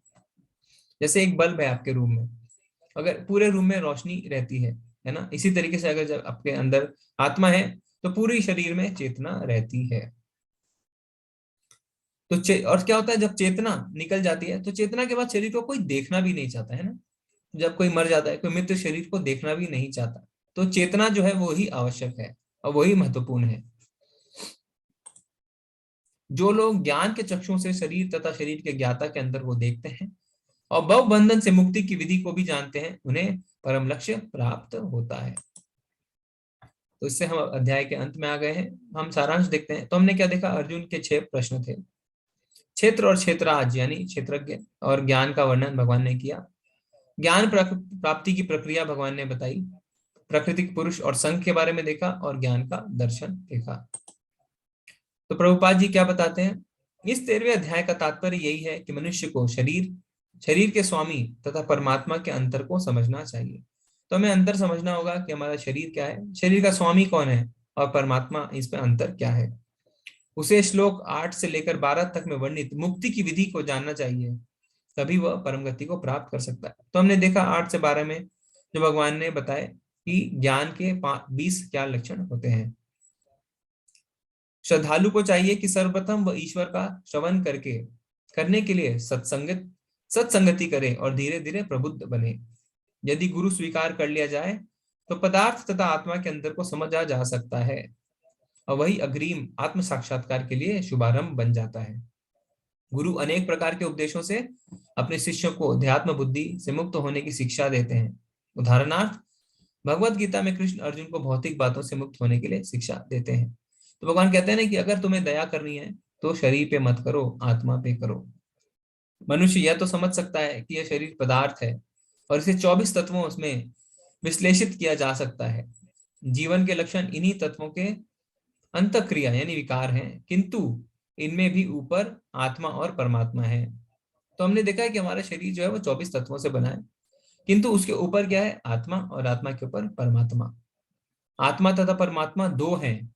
यह भौतिक जगत आत्मा तथा 24 तत्वों के संयोग से कार्यशील होता है। तो हमने देखा कि किस तरीके से यह जड़ शरीर जब चेतन यानी आत्मा के संयोग में आता है तो कार्यशील होता है। मनुष्य को चाहिए कि गुरु की सहायता से इस अध्याय को भली भांति समझ ले। तो हमें गुरु की शरण में जाना चाहिए, जैसे अर्जुन जो है वो कृष्ण की शरण में गए, और हमें फिर उनसे जो है ज्ञान को समझना चाहिए। तो केवल पढ़ने से नहीं होगा, हमें लागू भी करना होगा, और लागू करने के लिए हमें गुरु, साधु और शास्त्र का सहारा लेना होगा। तो इससे हमारा अध्याय शेष होता है। अगर आपके कोई प्रश्न है तो आप पूछ सकते हैं। हरे कृष्णा।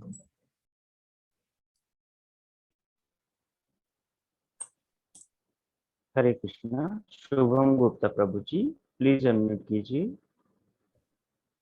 हरे कृष्णा प्रभु जी। मेरा एक प्रश्न था कि जैसे मेरे पास अभी माला नहीं है, मैं ला नहीं पा रहा हूँ जो भी वजह है, लेकिन मैं 108 बार करता हूँ एक दिन में, तो एक माला कंप्लीट होती है। तो एक ये इसको माना जाएगा, उचित माना जाएगा? और दूसरा प्रश्न ये है कि दिन में हम घर में प्रचलित करते हैं दीप, तो उसमें दिन में सब ज्यादा से ज्यादा कितने टाइम तक कर सकते हैं और इवनिंग में कितने टाइम तक लास्ट कर सकते हैं? हरे कृष्णा प्रभु जी। प्रभु जी, अगर आप माला नहीं है आपके पास तो आप अभी उंगली में कर सकते हैं, कोई दिक्कत नहीं है। पर जल्द से जल्द आप माला माला भी मंगा सकते हैं। अगर आप मंदिर नहीं जा पा रहे हैं तो जैसे बहुत वेबसाइट पे आपको मिल सकती है माला, जैसे इस्कॉन बेंगलुरु की वेबसाइट पे भी माला मिलती है। तो प्रभु जी, संजय प्रभु जी, आप लिंक डाल दीजिएगा।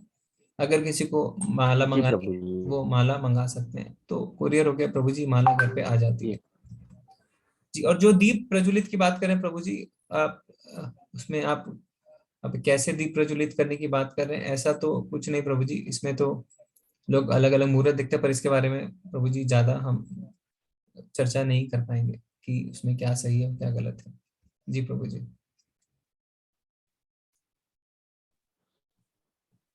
कृष्णा।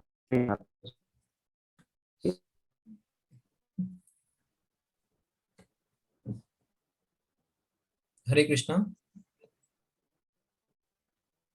हरे कृष्णा। परवीन माता जी प्लीज अनम्यूट जी। हरे कृष्ण प्रभु जी। हरे कृष्णा माता जी। प्रभु जी मैंने ये पूछना था, आज ना मैंने जैसे भगवत गीता सुन रहे हैं, आज कृष्ण जी की मैंने स्वरूप लिया था। क्या लिया था कल माता उनको जी? मंदिर में कृष्ण जी का फोटो स्वरूप लिया था, उनका तस्वीर। जी माता जी। मैंने उनको कल मंदिर में रखना है, उसके लिए मैं क्या पहले पूजा क्या करूं, मैं किस तरह? जी नहीं माता जी, उसको आप शुद्धता के साथ ऐसा, क्योंकि फोटो है तो उसमें ज्यादा हाँ जी, नियम नहीं है माता जी। अर्च विग्रह जो रहते हैं, मूर्ति जब रहती है तो फिर जब आप लाते हैं प्राण प्रतिष्ठा होती है, फिर वो अर्च विग्रह बन जाती है। तो जब कहते हैं ठीक कि है प्रभु जी। हाँ, पर अभी फोटो है ना माता जी, उसमें आप शुद्धता के साथ, आप जहाँ भी हम, मुझे पता नहीं आपके पास अगर गंगा जल है क्या है, आप शुद्धता के हाँ जी, साथ। है हमारे पास सारा कुछ है, पंडित है, हम ब्राह्मण है, हाँ हाँ, हमारे अच्छा पास माता सब जी, कुछ बस है। उसमें ज्यादा ऐसा हाँ नहीं है माता जी, शुद्धता के साथ कर सकते हैं। आज तो कई लोगों ने एकादशी भी करी है, आज बहुत ही शुभ दिन भी था माता जी, तो ऐसा है, अच्छा जी, हाँ, कर सकते हैं। मैं अभी लेकर आई हूँ, अभी इसलिए सुबह रख दूँ। हाँ माता जी, जी आप कर सकते हैं भगवान का। ठीक हाँ, हरे कृष्णा माता ठीक है जी। जी। हरे कृष्ण। प्रभु जी, चैट में बहुत प्रश्न है तो मैं चैट से देखता हूँ। जी जी जी प्रभु जी। हाँ, वर्षा माता जी कह रहे हैं कि मुझे आपसे ये जानना है कि आप हमें गीता सिखा रहे हैं, तो क्या आप विज्ञानमयी, आनंदमयी और महसूस, अच्छा माता जी, हम तो देखिए अभी हमारी तो प्रारंभिक अवस्था है, हम अभी शुरू कर रहे हैं, हम सब एक ही स्तर पे हैं, हम सब शुरू कर रहे हैं माता जी। ये एक सेवा है जो हमें मंदिर से मिलती है, जो नाम निश्चय प्रभु देते हैं। जैसे हमने भी धीरे धीरे, आप भी अगर चाहें तो उस कोर्स के बाद एडमिन की सेवा, जैसे संजय प्रभु जी हैं, वो छात्र भी हैं लेवल 3 के, और फिर वो एडमिन की सेवा भी बहुत समय से दे रहे हैं। हमने भी ऐसे एडमिन की सेवा देते हैं, बैकग्राउंड में बहुत कम चलता है। तो ये सेवा माता जी हम देते हैं, ऐसा नहीं है कि हम सिखा रहे हैं, हम सिखा नहीं रहे, हमारी पात्रता नहीं है माता जी सिखाने की, हम चर्चा करते हैं, जो हमें बताया गया है हम उस पर सिर्फ आपके साथ चर्चा करते हैं। तो ये सिखाने वाली स्थिति अभी तो नहीं है माता जी। तो ऐसा है कि हम साथ में सभी आगे बढ़ रहे हैं, हम सब एक ही स्तर पे हैं माता जी। जी माता जी।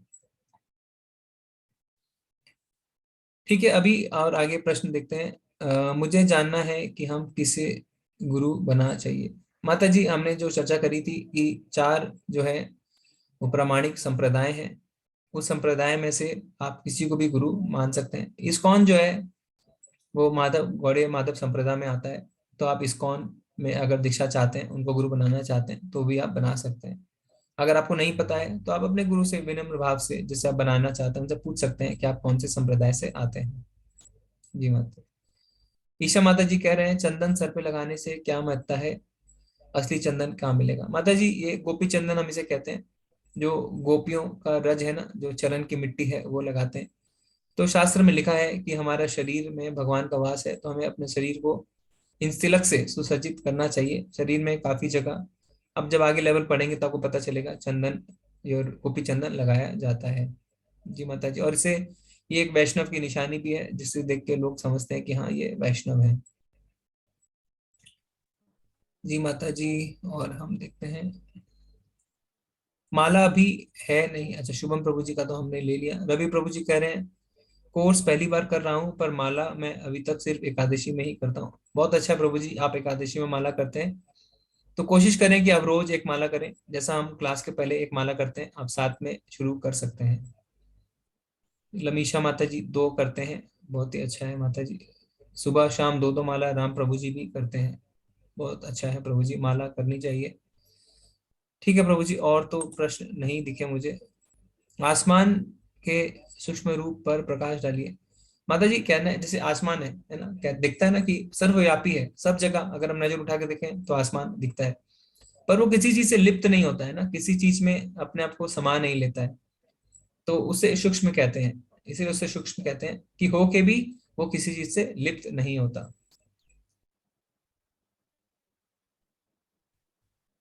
माता जी, एकादशी दोनों दिन बटी हुई थी, कल भी और आज भी, जगह के हिसाब से, तो कुछ लोगों ने कल किया, कुछ लोगों ने आज किया माता जी। जी माता जी। हरे कृष्णा प्रभु जी, हैंड रेस ले सकते हैं। जी जी प्रभु जी। हरे कृष्णा। अनुभव प्रभु जी प्लीज अनम्यूट कीजिए।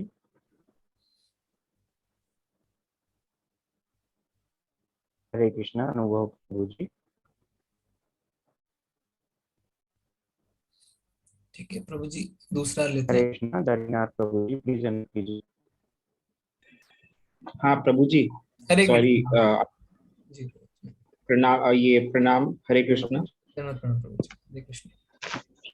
सो प्रभु जी, ऐसे कि मेरे घर पे मूर्ति है, मेरी मम्मी जी ने ला के रखा है कृष्ण जी का, तो हम लोग को एक्स्ट्रा लाइक क्या क्या करना चाहिए? आपने से कहा कि फोटो के लिए कुछ कम नियम होते हैं। जी जी प्रभु जी, जो अर्च विग्रह होते हैं, जब उनके अंदर आप प्राण प्रतिष्ठा कर देते हैं ना, तो वो साक्षात भगवान हो जाते हैं। तो भगवान को आपको पूरी सेवा करनी पड़ती है, उनकी साफ सफाई रखनी पड़ती है, वस्त्र अच्छे से बदलने पड़ते हैं, भोजन समय पे उनको खिलाना पड़ता है। तो जैसे मंदिर में होती है ना सेवा, उतनी सेवा तो नहीं कर सकते हैं, मंदिर में तो बहुत ज्यादा सेवा होती है। पर फिर भी आप जैसे एक फोटो में फिर भी आप थोड़ा अगर किसी दिन छूट गया तो ऐसी कोई बात नहीं रहती। पर अर्च विग्रह जब आपके घर में आते हैं, प्राण प्रतिष्ठा होती है, तो उसकी जैसे मंदिर में होता है ना प्रभु जी, जब अर्च विग्रह रहते हैं तो मंदिर में कुछ भी हो जाए भगवान की सेवा नहीं रुकती, तो उनकी सेवा नहीं रुकनी चाहिए प्रभु जी। तो सेवा थोड़ी सी टफ हो जाती है घर में। जी प्रभु जी। प्रभु जी पूछ रहे हैं कि एकादशी के दिन चावल क्यों नहीं खाना है? तो अनाज नहीं खाते प्रभु जी, चावल गेहूं कुछ नहीं खाना चाहिए। तो हमने जो देखा, अनाज भारी होता है, अगर आप उस दिन व्रत करते हैं तो आपको अगर निर्जल नहीं कर सकते या सिर्फ जल पे या फ्रूट्स पे नहीं कर सकते तो हल्का खाना चाहिए, जिससे आप समय भगवान में लगा सकें। माला में लहसुन प्याज खाने से कोई दिक्कत तो नहीं, अभी आप कर सकते हैं प्रभु जी। आप अभी लेवल 1 में ऐसे कोई नियम नहीं है, आप एक माला करें। जब आगे बढ़ेंगे तो आप खुद ब खुद छोड़ देंगे, किसी को आपको बोलने की आवश्यकता पड़ेगी नहीं प्रभु जी। पर लेवल 1 में ऐसा कोई नियम नहीं है, आप जो कर रहे हैं वो करते रहिए, कुछ नहीं छोड़ना है, सिर्फ माला एक अपने जीवन में जोड़नी है। जी ठीक है प्रभु जी, और हैंड रेस ले सकते हैं। हरे कृष्णा वर्षा माता जी प्लीज अनम्यूट कीजिए। हरे कृष्णा प्रभु जी। हरे कृष्ण माता जी। मुझे पूछना था, मैं 11 का व्रत करती हूँ, तो कोई कहते हैं कि 11 के व्रत के बाद नेक्स्ट डे जब व्रत खोलते हैं तो चावल खा के खोलना चाहिए। तो मुझे ये जानना था कि व्रत चावल खा के खोलना चाहिए या 12 वाले दिन चावल खाना चाहिए? जो माता जी, जब एकादशी का व्रत खुलता है तो जिसे हम पारण कहते हैं, तो उस समय भक्त जो है वो एक चावल का दाना मुंह में डालते हैं, क्योंकि जो चीज आपने नहीं ग्रहण करी है उसे ग्रहण करते हैं। तो अगर आपने निर्जल किया है तो जल पी के खोल सकते हैं, अगर आपने अनाज ग्रहण नहीं किया है तो चावल का एक दाना लोग मुंह में डालते हैं। कितने भक्त क्या करते हैं, जगन्नाथपुरी से भी जो भगवान को जो है ना वहां पे मिलता है माता जी सूखे चावल भगवान को भोग लगे हुए, तो कई लोग वो भी रखते हैं अपने पास। जैसे आप कहीं सफर में हैं, आप कैसे पारण के समय व्रत खोलें, तो कई लोग अपने पास वो रखते हैं और एक चावल के दाने से भी व्रत खोलते हैं। जी माता जी। जी हरे कृष्णा। हरे कृष्णा सुनील प्रभु जी प्लीज अनम्यूट कीजिए।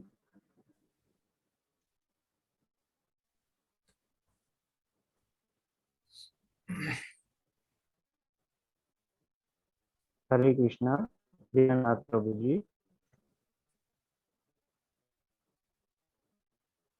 ठीक है प्रभु प्रभु जी, जी अनम्यूट नहीं कर रहे मैं हैं। चैट से हरे लिखता हूँ। कृष्णा अजय प्रभु जी प्लीज अनम्यूट कीजिए। नर्मदा जी माता प्रभु जी जी। कह रहे हैं कि घर में अर्च विग्रह कितने बड़े।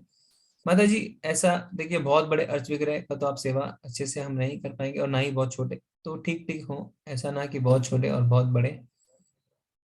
अगर घर में सूतक है या पातक है तो हम सेवा, तो सूतक में तो प्रभु जैसे माता जी हमारे है ना नियम अगर है, तो उसमें जिस कारण सूतक है उस तरफ ध्यान देना चाहिए। भगवान को अगर आपके घर में अर्च विग्रह है तो सेवा तो नहीं रुकनी चाहिए, तो आप किसी और को बोल के भोग उनको लगवा सकते हैं माता जी। जी माता जी ठीक है। हरे कृष्णा अजय प्रभु जी प्लीज अनम्यूट कीजिए।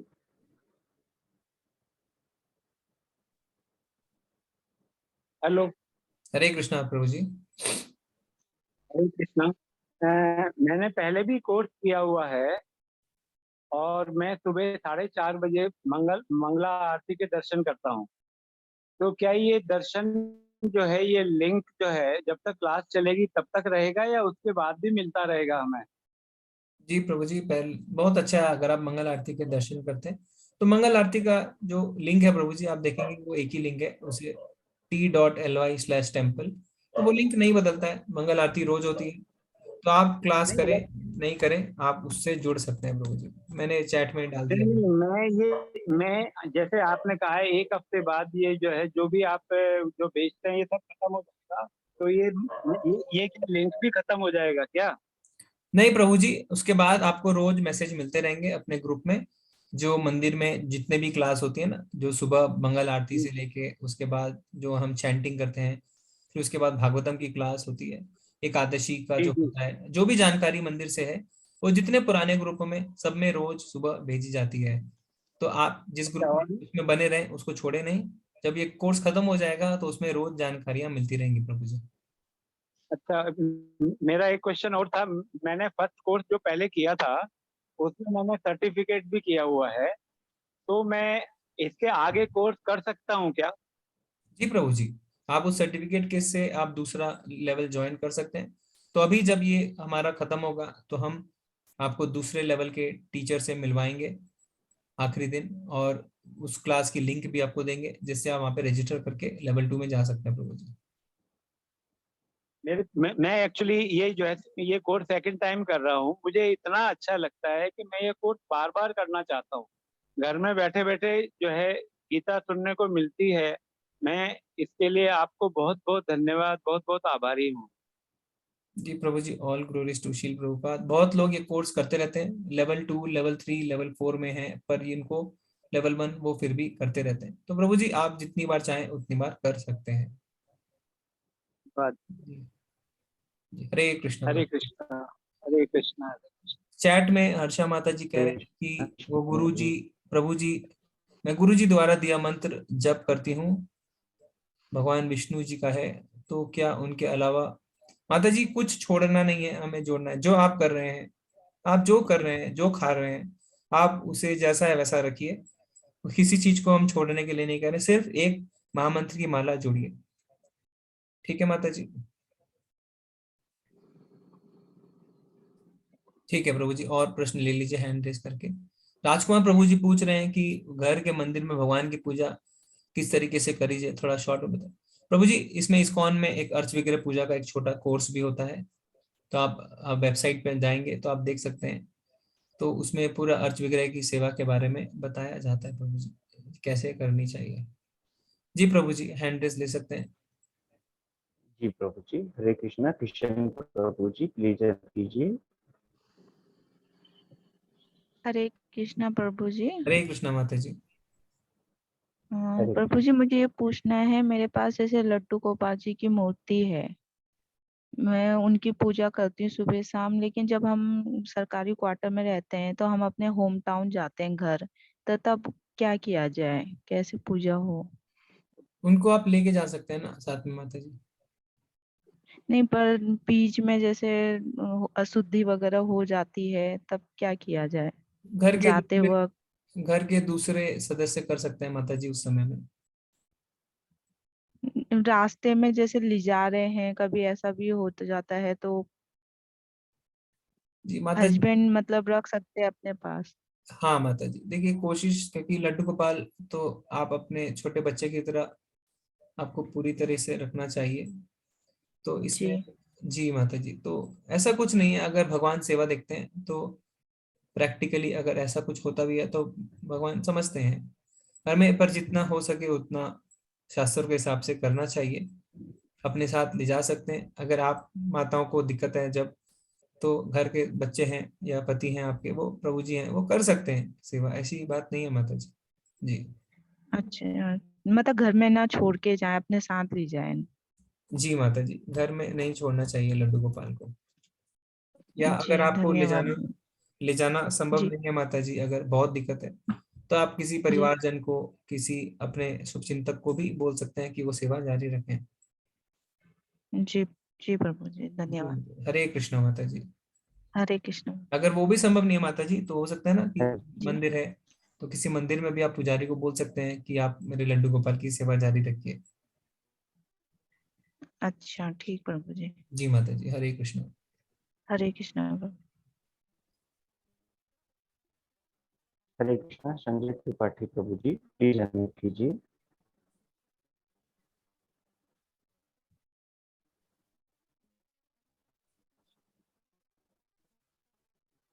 हरे कृष्णा। माता जी, प्लीज अनम्यूट कीजिए।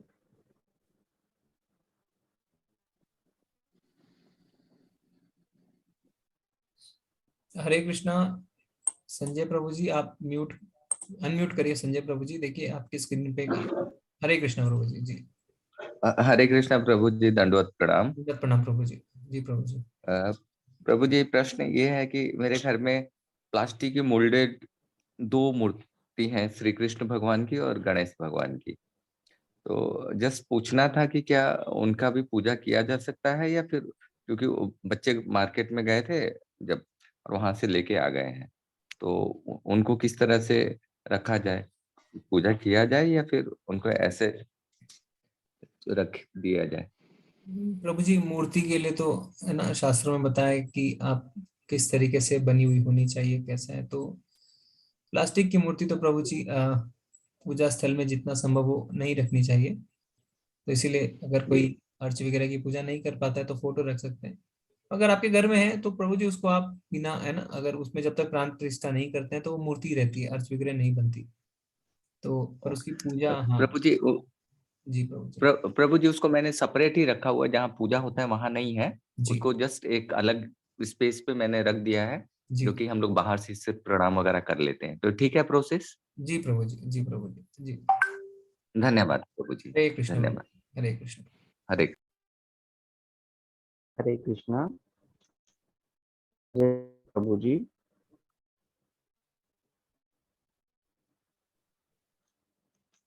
हरे कृष्णा। नर्मदा माता जी, प्लीज अनम्यूट कीजिए।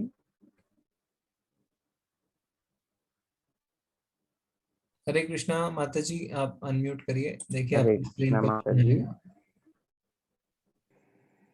हरे कृष्णा प्रभु जी।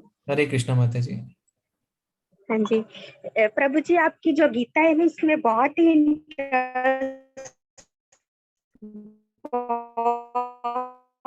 और मेरा फर्स्ट है, और लेवल 2 के लिए उसका जो रजिस्ट्रेशन लिंक है वो आप फिर ग्रुप में सेंड करोगे? माता जी, आपकी आवाज थोड़ी कट गई। हेलो। माता जी, आपकी आवाज, आपकी कह रही थी जी। ये माता जी, आपकी आवाज कट रही है। आवाज नहीं आ रही है माता जी।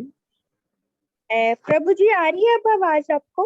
हाँ, अब कहिए माता जी, हम कुछ भी नहीं सुन पाए, आप बताइए माता जी। जी हाँ जी प्रभु जी, मैं ये कह रही हूँ कि आपका ये जो कोर्स है ना, जो ज्वाइन किया, बहुत ही आनंद आया। इसको मैं रोज इसको सुनती हूँ, बहुत आनंद आ रहा है। और मैं ना इसका लेवल 2 है ना, वो आपका जो, मैं उसको भी ज्वाइन करना चाहती हूँ। तो उसका रजिस्ट्रेशन का लिंक इसके खत्म होने के बाद आप ग्रुप में शेयर करोगे? जी माता जी, आप जिस ग्रुप में हैं, आप सब जिस ग्रुप में, व्हाट्सएप ग्रुप में, उसमें बने रहें, उसको कभी ना छोड़ें, ओके। क्योंकि उसमें सारी ओके। जानकारियां मिलती रहेंगी, है ना। उसमें आपको लेवल 2 की रजिस्ट्रेशन की जानकारी है वो भी मिलती रहेगी, मंदिर के प्रोग्राम, मंदिर यात्रा भी करवाते हैं ना, जैसे अभी बहुत यात्रा भी होती रहती है, जैसे वृंदावन जाते वेरी हैं, है ना, जैसे अब मायापुर गए थे, अभी आगे भी गुड। यात्रा हो रही है। सबकी आपको जानकारी उसमें मिलती रहेगी, उसे ना छोड़ें माता जी। जी धन्यवाद माता जी। अच्छा, तो प्रभु जी, ये जो यात्रा का क्या होता है? मतलब कि यहाँ पे ग्रुप में पहले बताती हूँ कि ऐसे ये यात्रा जा रही है, अब ये वृंदावन हाँ माता जाओ। जी। जी जी, तो ग्रुप में सब जानकारी मिलती है, उसमें फोन नंबर भी देते हैं, आप उनसे फोन करके पूछ भी सकते हैं अगर आपको समझ में ज्यादा नहीं आता है तो माता जी। जी ठीक है प्रभु जी। हरे कृष्णा जी। हरे कृष्णा माता जी। हरे कृष्णा। एक चैट में हरे प्रश्न है प्रभु कृष्णा। जी कि लड्डू गोपाल जी की पूजा करने के लिए क्या हम उन्हें खुद नहीं ला सकते घर पे? मैंने ये सुना है कि वो हमें किसी से उपहार स्वरूप मिले तभी पूजा करनी होती है। लड्डू गोपाल जी, क्या ऐसा है?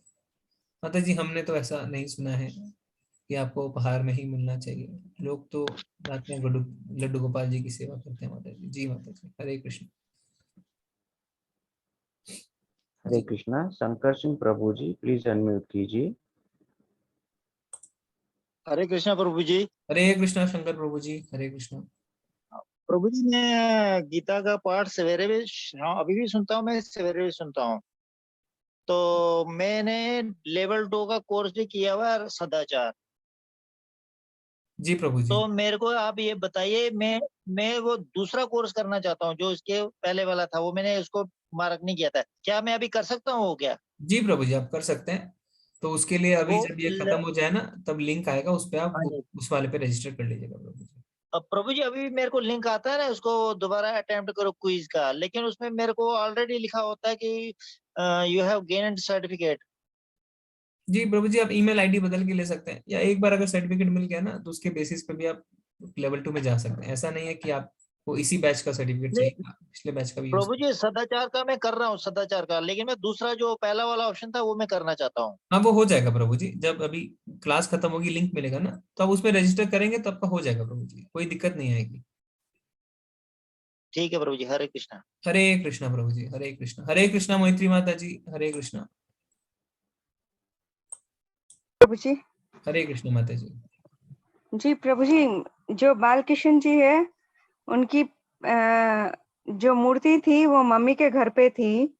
तो जब मम्मी पापा चले गए तो वहाँ पे मेरे भाइयों से डेली मेंटेन नहीं हो पा रहा था। मैं अपने घर पर लेकर आई हूँ, मगर प्राण प्रतिष्ठा वगैरह मैंने अभी तक कुछ भी नहीं किया है, बस ऐसे ही डेली पूजा कर रहे हैं। तो ऐसा करना ठीक रहेगा कि नहीं, तो उसमें प्राण प्रतिष्ठा करनी चाहिए? तो माता जी पहले से पूजा हो रही थी, तो हो सकता है ना वो पहले से हो रखी हो। हाँ। हाँ, तो एक ही बार होती है माता जी प्राण प्रतिष्ठा। तो आप तो जैसे जो अगर पहले हो रखी है तो उसमें दोबारा ऐसे करने की आवश्यकता नहीं रहती है माता जी। तो प्रभु जी क्या अब मैं जब जन्माष्टमी आती है या नहीं तो कोई शुभ दिन आता है, उस समय उनका अभिषेक करके उनके कपड़े वगैरह गहने वगैरह सब बदलना, ये सब करती हूँ प्रभु जी। जी ऐसा करेंगे तो ठीक है कि नहीं, तो कोई ऐसा रूल है कि इतने दिनों में एक बार करना चाहिए, ऐसा कुछ? माता जी इसमें देखिए, आपका भाव बहुत जरूरी है कि अगर आपको लगता है कि नहीं, कि मैं ज्यादा इतना 6 महीने इंतजार नहीं करूं, पहले बदल दूं, तो हाँ। आप कर सकते हैं माता जी, क्योंकि आपको देखना है ना कि आप अपने बच्चे को कैसे रखते हैं, तो वैसे। और प्रभु जी जो भोग लगाते हैं वो मैं सुबह में जब खाना बनाती हूँ तब उस टाइम पे मैं अपनी बेटी से भोग लगवा देती हूँ। अब कुछ समय ऐसा होता है कि हम नहीं रख सकते, मगर उस टाइम पे हम लोग खाना बनाते हैं, तो अगर हम खाना बना रहे हैं तो बच्चे भोग लगा रहे तो चलता है ना वैसा? तो हाँ माता जी, आप फल का भोग लगा सकते हैं, है ना। तो जब ऐसा हाँ रहता है प्रभु जी। तो आप फल का भोग लगा सकते हैं माता जी। वो 3 बार हरे कृष्णा का महामंत्र बोल कर रख देते हैं भोग, तो वही ठीक है ना प्रभु जी? माता जी वो भेजा है संजय प्रभु जी ने ग्रुप में कि भोग मंत्र क्या है, हाँ। तो आप उसको देखिए माता जी, भोग मंत्र को। जी माता जी। और प्रभु जी मैं कोर्स जो है वो इंग्लिश का जो 7 o'clock को है वो भी कर रही हूँ और ये भी कर रही हूँ। तो जो क्विज जो है वो इंग्लिश का ही फॉलो कर रही हूँ। तो जो लेवल 2 पे जाएंगे तब भी मैं क्या दोनों फॉलो कर पाऊंगी या नहीं, तो सिर्फ एक को ही करना पड़ेगा? माता जी आप अगर समय आपके पास पर्याप्त है तो आप दोनों भाषा में कर सकते हैं, क्योंकि दोनों भाषा फिर अलग अलग चलेगी। अगर आपका समय कम है तो आप एक भाषा में कर सकते हैं। जी ठीक माता है जी। प्रभु जी। जी जी, हरे हरे कृष्णा कृष्ण प्रभु जी। माता जी, हरे कृष्ण।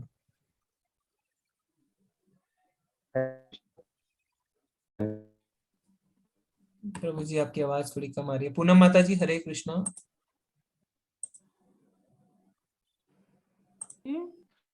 हरे कृष्ण प्रभु माता जी जी। जी माता। आप लोगों के तो ये हमारा एक सौभाग्य था कि आप लोगों से जुड़े हैं हम, और जिस तरीके की सेवा आप दे रहे हैं हमको, उसको सुन के तो हमारा जीवन वैसे भी, हम आपके कृतज्ञ हैं।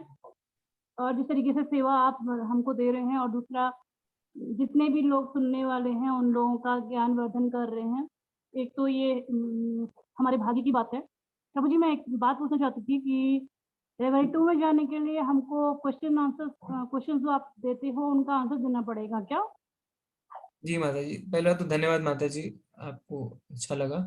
ये लेवल 2 में माता जी 2 तरीके का कोर्स रखा है प्रभु जी ने, नामनेश्वर प्रभु ने। एक है सदाचार और एक है जो भक्ति शास्त्री में आगे की ओर बढ़ता है। तो सदाचार कोर्स में आपको कोई क्विज नहीं करना है, कोई क्वेश्चन के आंसर नहीं देने, आप सिर्फ श्रवणम कर सकते हैं। तो जिन लोगों को समय कम है, जो लोग क्वेश्चन आंसर नहीं करना चाहते हैं, तो वो सदाचार में जा सकते हैं।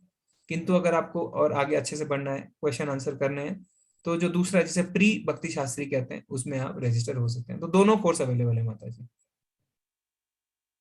प्रभु जी मुझे ये तो हम सदाचार का कोर्स कर रहे हैं, ऐसा है ना? नहीं, अभी जो है इसे लेवल 1 कहते हैं माता जी। लेवल 2 के लिए बता रहा हूँ। लेवल 2 से अब दो जो विभाजित हो जाते हैं, जो एक सदाचार हो जाता है जिसमें कि आपको क्वेश्चन आंसर नहीं करना है, और दूसरा प्री भक्ति शास्त्री हो जाता है। जी माता जी, दोनों आगे फिर बढ़ते रहते हैं। सदाचार वाले में आप श्रवणम कर सकते हैं, आप सुन सकते हैं, आपको कोई क्वेश्चन आंसर क्विज नहीं करना। और जो प्री भक्ति शास्त्री है, उसमें समय समय जैसे आप ऊपर बढ़ते हैं तो प्रश्न उत्तर देने पड़ते हैं माता जी। तो प्रभु जी अभी हम लेवल 1 से लेवल 2 में जाएंगे, ऐसा है ना? जी माता जी। जी प्रभु जी, बहुत बहुत धन्यवाद आपका प्रभु जी। हरे कृष्ण माता हरे जी। कृष्णा। हरे कृष्ण। जी प्रभु जी। तो हरे कृष्णा। अनुभव प्रभु जी एक ही हैंड रेज है। जी जी, मैं हाँ उनसे फिर चैट का ले हरे लूँ। कृष्णा। जी जी राधे राधे प्रभु जी। हरे कृष्णा माता जी। हाँ, मुझे ये पूछना था कि मैं लड्डू गोपाल का कुछ दिन पहले ही मैं एक मूर्ति लाई हूँ, और मैं उनको सुबह जो है नहलाती हूँ, कपड़ा चेंज करती हूँ, भोग लगाती हूँ, तो ये सही है? ठीक है। जी माता जी, बहुत बढ़िया है। अच्छा, और कुछ विशेष करना होता है क्या? मैंने प्राण प्रतिष्ठा नहीं किया है। जी माता जी, वो आप कर सकते हैं। तो वो प्राण प्रतिष्ठा कर लेनी चाहिए, तो उससे जो मूर्ति है वो अर्च विग्रह बन जाती है, उसके अंदर अब साक्षात लड्डू गोपाल आ जाते हैं माता जी फिर। अच्छा, तो प्राण प्रतिष्ठा करने के बाद तो फिर 3 टाइम पूजा करना, उनका सारा वस्त्र चेंज करना, ऐसा 3 टाइम क्या करना होता है? जी माता जी, क्योंकि जब तक आप मूर्ति की प्राण प्रतिष्ठा नहीं करते हैं ना, तब तक वो मूर्ति रहती है। तो सेवा तो माता जी रहती है, तो सेवा तो करनी पड़ती है। बट ऐसा अगर आपको लगता है कि आप सेवा नहीं कर पाएंगे, तो कोई बात नहीं माता जी, तो फिर आप है ना, जैसे फोटो की पूजा भी कर सकते हैं। अच्छा, जी फोटो नहीं, मैं मूर्ति लाई हूँ, वो पीतल का। अगर लड्डू गोपाल छोटा वसा होता है ना, जो 4 पैर हाथ से चलते हैं, जब लड्डू गोपाल जी छोटे रहते हैं, जी माता तो वैसा मैं लाई हूँ। जी जी जी माता जी। हाँ, तो आप कर सकते हैं माता जी, प्राण तो प्रतिष्ठा ठीक। करवाए। हाँ, उतना उतना डरिए मत। भगवान अगर सेवा देते हैं तो सेवा करने की शक्ति भी देते हैं, तो ऐसा हाँ ज्यादा हमें ठीक है, घबराना नहीं चाहिए माता जी। ठीक है। अच्छा प्रभु जी, मुझे एक बात ये जाननी थी कि जैसे एकादशी के दिन अगर हम एकादशी का फास्ट नहीं करते हैं, और हम पूरे फैमिली के साथ अगर अनाज नहीं खाना है, तो हमको क्या खाना पड़ जाएगा? सिर्फ फ्रूट्स?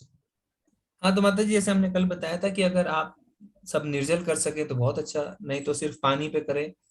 सिर्फ पानी नहीं होता है तो सिर्फ फ्रूट्स पे कर सकते हैं, एक टाइम खा के कर सकते हैं। अगर वैसा नहीं है तो फिर आप अनाज को छोड़ के जैसे सब्जियों को उबाल के खा सकते हैं ना, साबूदाना खाते हैं लोग, जो अनाज में जिसकी गिनती नहीं होती है ना, वो खा सकते हैं माता जी। जैसे अच्छा, हाँ, गेहूं तो अनाज में आती है क्या प्रभु जी?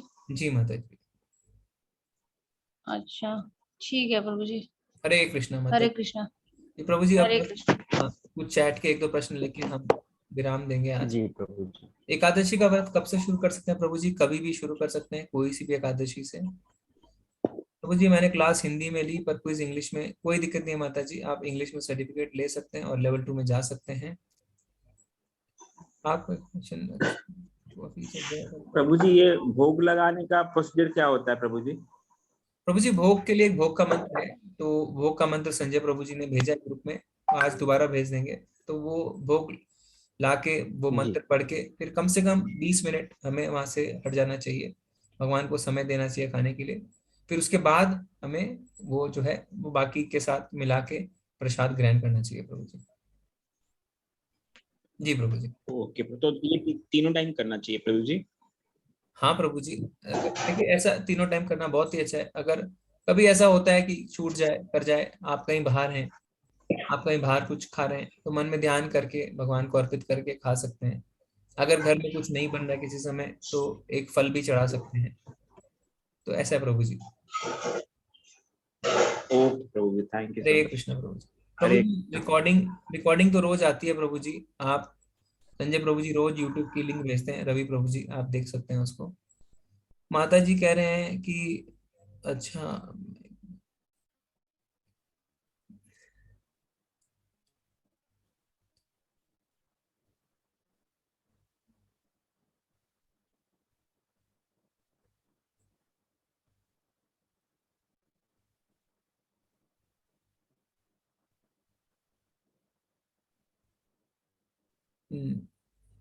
माता जी आप भक्ति में आप माला बढ़ाइए माता जी।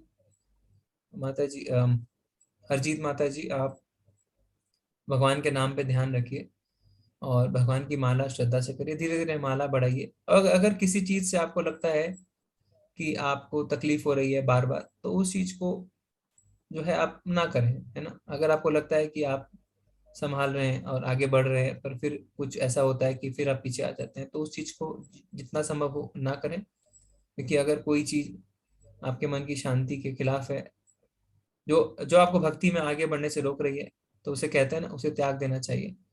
तो जितना संभव हो आप वैसा करें जिससे आपको भक्ति में आगे बढ़ने की प्रेरणा मिलती रहे माता जी। जो चीज हमारी भक्ति के लिए अनुकूल नहीं है, हमें उसे त्यागने की कोशिश करनी चाहिए माता जी। जी माता जी, हरे कृष्णा।